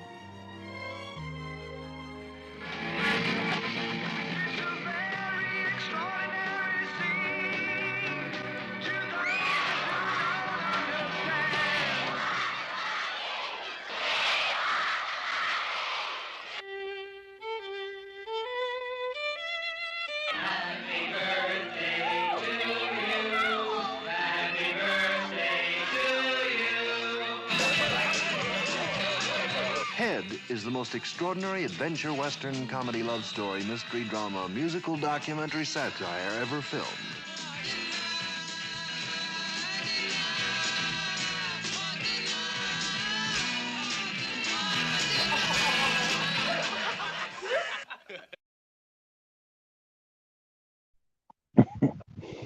The Monkees. And the same goes for Christmas. Mhm.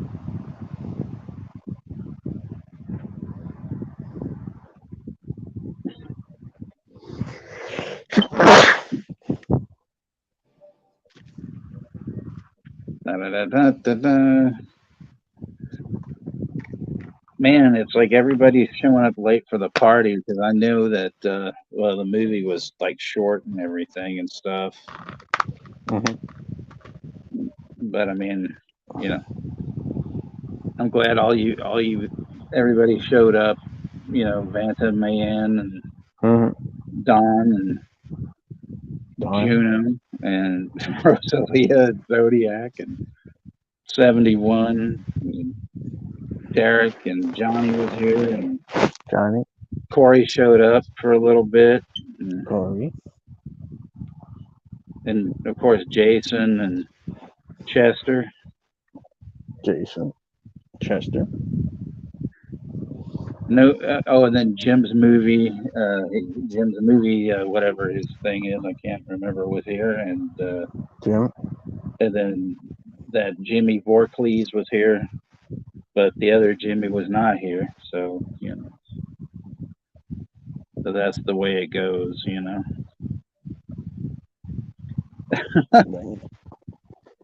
Let's do another movie. I'll do a double feature some night. I'm not really prepared tonight to do that, but I am. That's why I decided to hang out a little longer, though, and stuff. Mhm. Yeah. Because Juno missed half the movie, but Derek was saying let's do another movie, but I'm not prepared to do another movie because I'd have to find a link for you guys and stuff like that.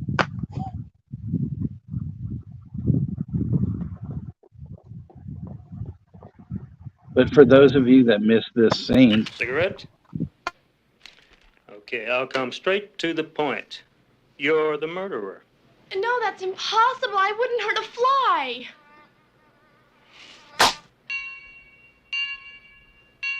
The girl's obviously a liar. Let's give her the chair. If you want, I can saw her head off. Wait a minute. May I make a suggestion? Instead of sending Toby directly to jail. What? And let her pass go and collect $200? No way. No, I meant it would be a good idea if Toby saw our school psychiatrist before we came to any firm conclusion. I don't believe in psychiatrists. What they ever do for me? Obviously nothing. Dr. Sigismund is a top man who has treated many murderers before they killed. I feel strongly that the proper course of action is a thorough psychiatric consultation. Okay? No, I don't think so. Good. Then it's settled. Goodbye, and thanks for your confidence in me, Mr. Peters. Not really confidence, my dear. I think you're crazy.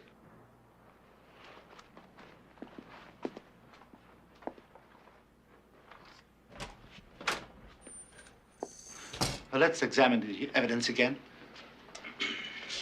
Now, here are the murder weapons. Now, who could logically have access to them? One paper clip. Oh, no, that's yours.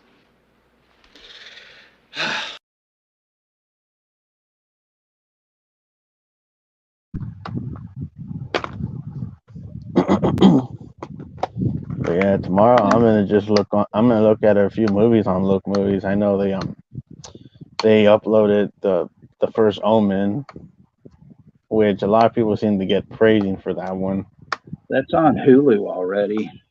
Yeah, but I'm gonna look. I don't have Hulu, so I'm gonna look on Look Movies. Yeah, there's some.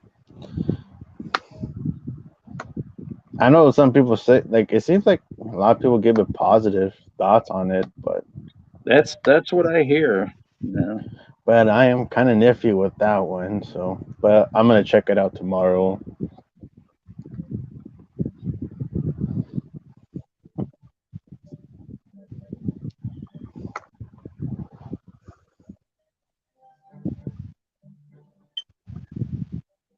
doing logistics and world domination? Is that what you do, Vanta?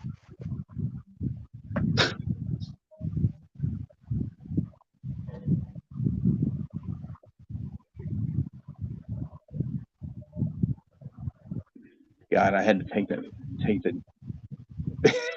DVD out of the player because the music on that menu was so annoying, starting to grate on me. I'm like, oh.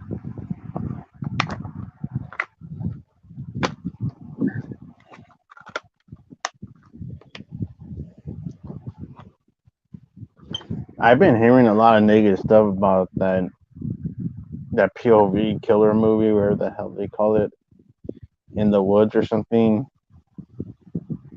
Oh, yeah, I know what you're talking about. And a certain YouTuber reviewed it.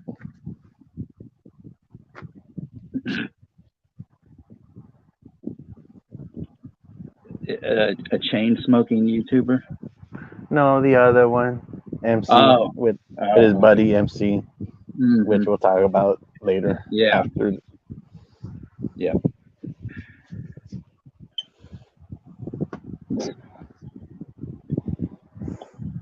I'm surprised he didn't try to steal a print of the film.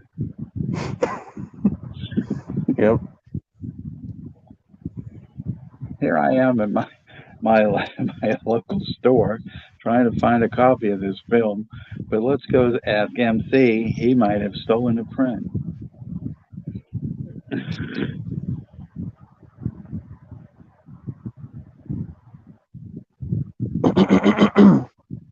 Two-thirds walking, 1/3 brutal kills in a violent nature. Yeah, that doesn't sound that good. I don't know. I have seen people review it. I even see the spoiler. They tell me. I've seen people review it with the ending, that they say what it is, and the ending kind of sounds lame. I don't want to spoil it for you if you want to check it out. Yeah, I don't know. I was gonna try to go see it actually, but it's getting to that point. Like if I don't go see it tomorrow, I'd have to take like an Uber to the theater, and it's still going to be showing, but it's going to be showing like, late in the afternoon, early evening, and I just don't do that. I have to go like in the mornings. So yeah, I probably won't make it. It's all cool, man. You could still go check it out. It's just I've just been hearing all this stuff about the movie.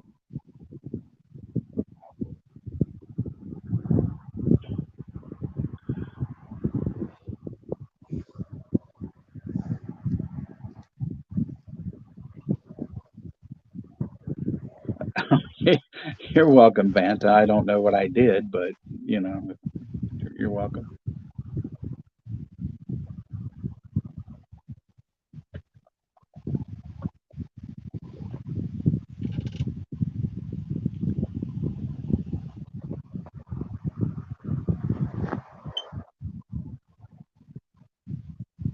Yeah, it's going to hit Shudder at the end of the month, so I'll just wait.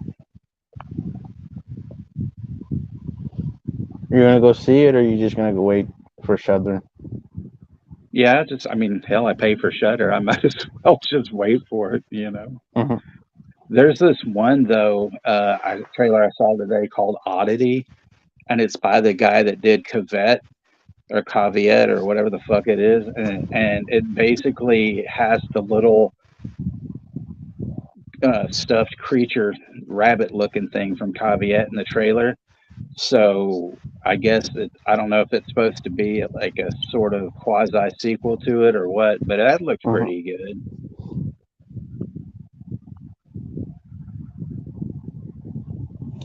Yeah. Except that the other day I mentioned Venom 3. That looked like dog shit. No, that's just yeah. First one was mediocre. Oh, go like ahead. I like Tom Hardy, but they just made it a mediocre comedy bullshit instead of like a serious R-rated bloodfest of a Carnage movie. Especially Carnage, like how could you put Carnage in a PG-13 movie when that character is a fucking Exactly. bloodbath, a Exactly. bloodbath beast in the comics? Yeah, I saw the first one in the theater because it was like Venom, I'm like, oh, cool, and then I'm like, wow, this was okay. Second one, I saw it on Stars. It was like, yeah, it was okay. But this third one just looks like crap. So, yeah. Yeah. It is redeemable from the other Venom movie, because Venom was in Spider-Man 3, but it took a while till that movie got adapted. But it should have just been an R-rated movie. But when they make Marvel movies nowadays, they're too pussified to make an R-rated movie, unless it's Red Logan or Deadpool. Rosalita, there actually is a band called Carnage Asada.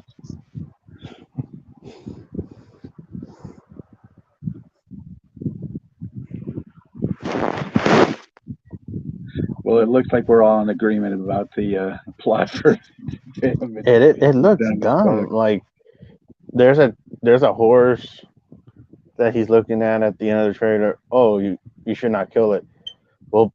We'll see how it goes. And then he just transforms the Venom, just goes on the horse, and it turns into a Venom horse, and it's Tom Hardy's flying with the Venom horse. Like, what the hell was that? There's Rosalia. There's the band Carnage Asada, but I don't know if you know about Manic Hispanic. It's these guys from a bunch of different like hardcore bands in LA, and then they take the punk rock songs and they change the lyrics of them to fit, like the Mexican culture. Because like instead of Mommy's Little Monster by Social Distortion, it's Mommy's Little Chola. And then, oh man, I'm trying to think of some more, but there's a bunch. They're fantastic. There's some really good stuff. I think they did I Turned Into a Martian by the Misfits, but I think it was I Turned Into a Cholo or something. I think. I know they did Urban Struggle by the Vandals, but I forget what they changed it to. But this stuff is really good. Maybe that's the one. I want to be a cholo. I think it was something like that.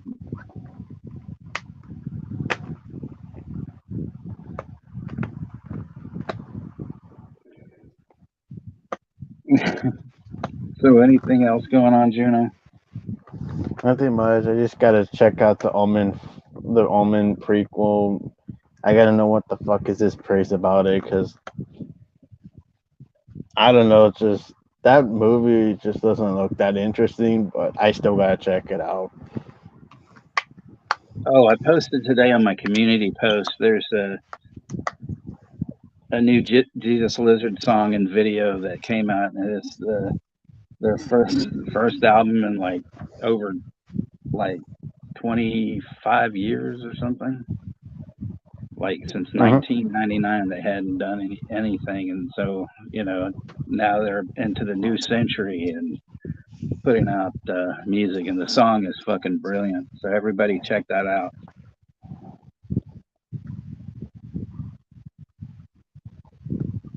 Zodiac said he liked the first Omen, and he said it was the guy from The Witch did a good job. So there you go. There's your your stellar review by Zodiac.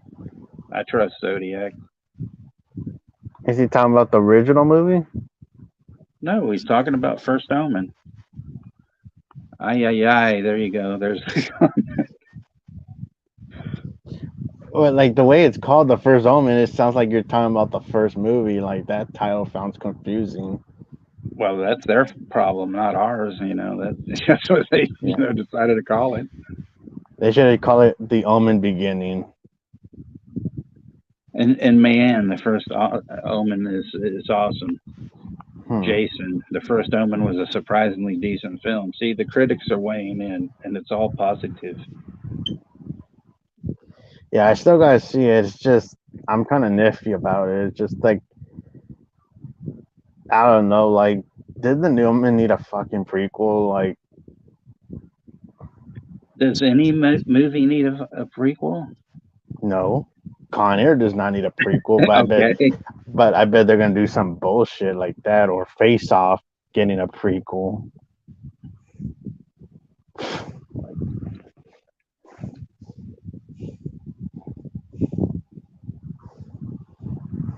I mean, there you go. Like, there's some terrible prequels I have seen like that. Like, there's a lot of them, but especially like the 2017 Leatherface, which I don't know why they call it Leatherface, because the third movie's called Leatherface. Right. But yeah, that was just that was a piece of shit mess. And Stephen Dorff, I like Stephen Dorff, but he could not save that piece of shit.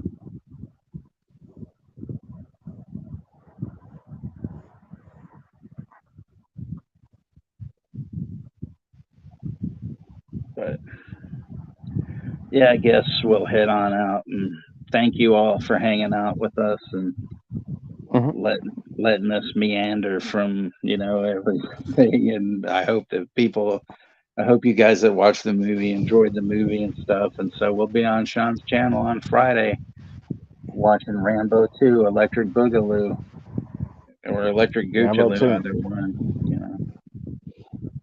Have a good night, everybody. Take care. Happy congratulations to your subs, man. Yeah, definitely, man. That's awesome. 666 Omen.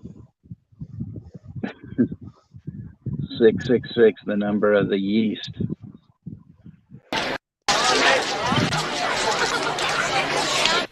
Ladies and gentlemen, in order to achieve an R rating today, a motion picture must contain full frontal nudity, graphic violence, or an explicit reference to the sex act. Since this film has none of those, and since research has proven that R-rated films are by far the most popular with the movie-going public, the producers of this motion picture have asked me to take this opportunity to say, fuck you.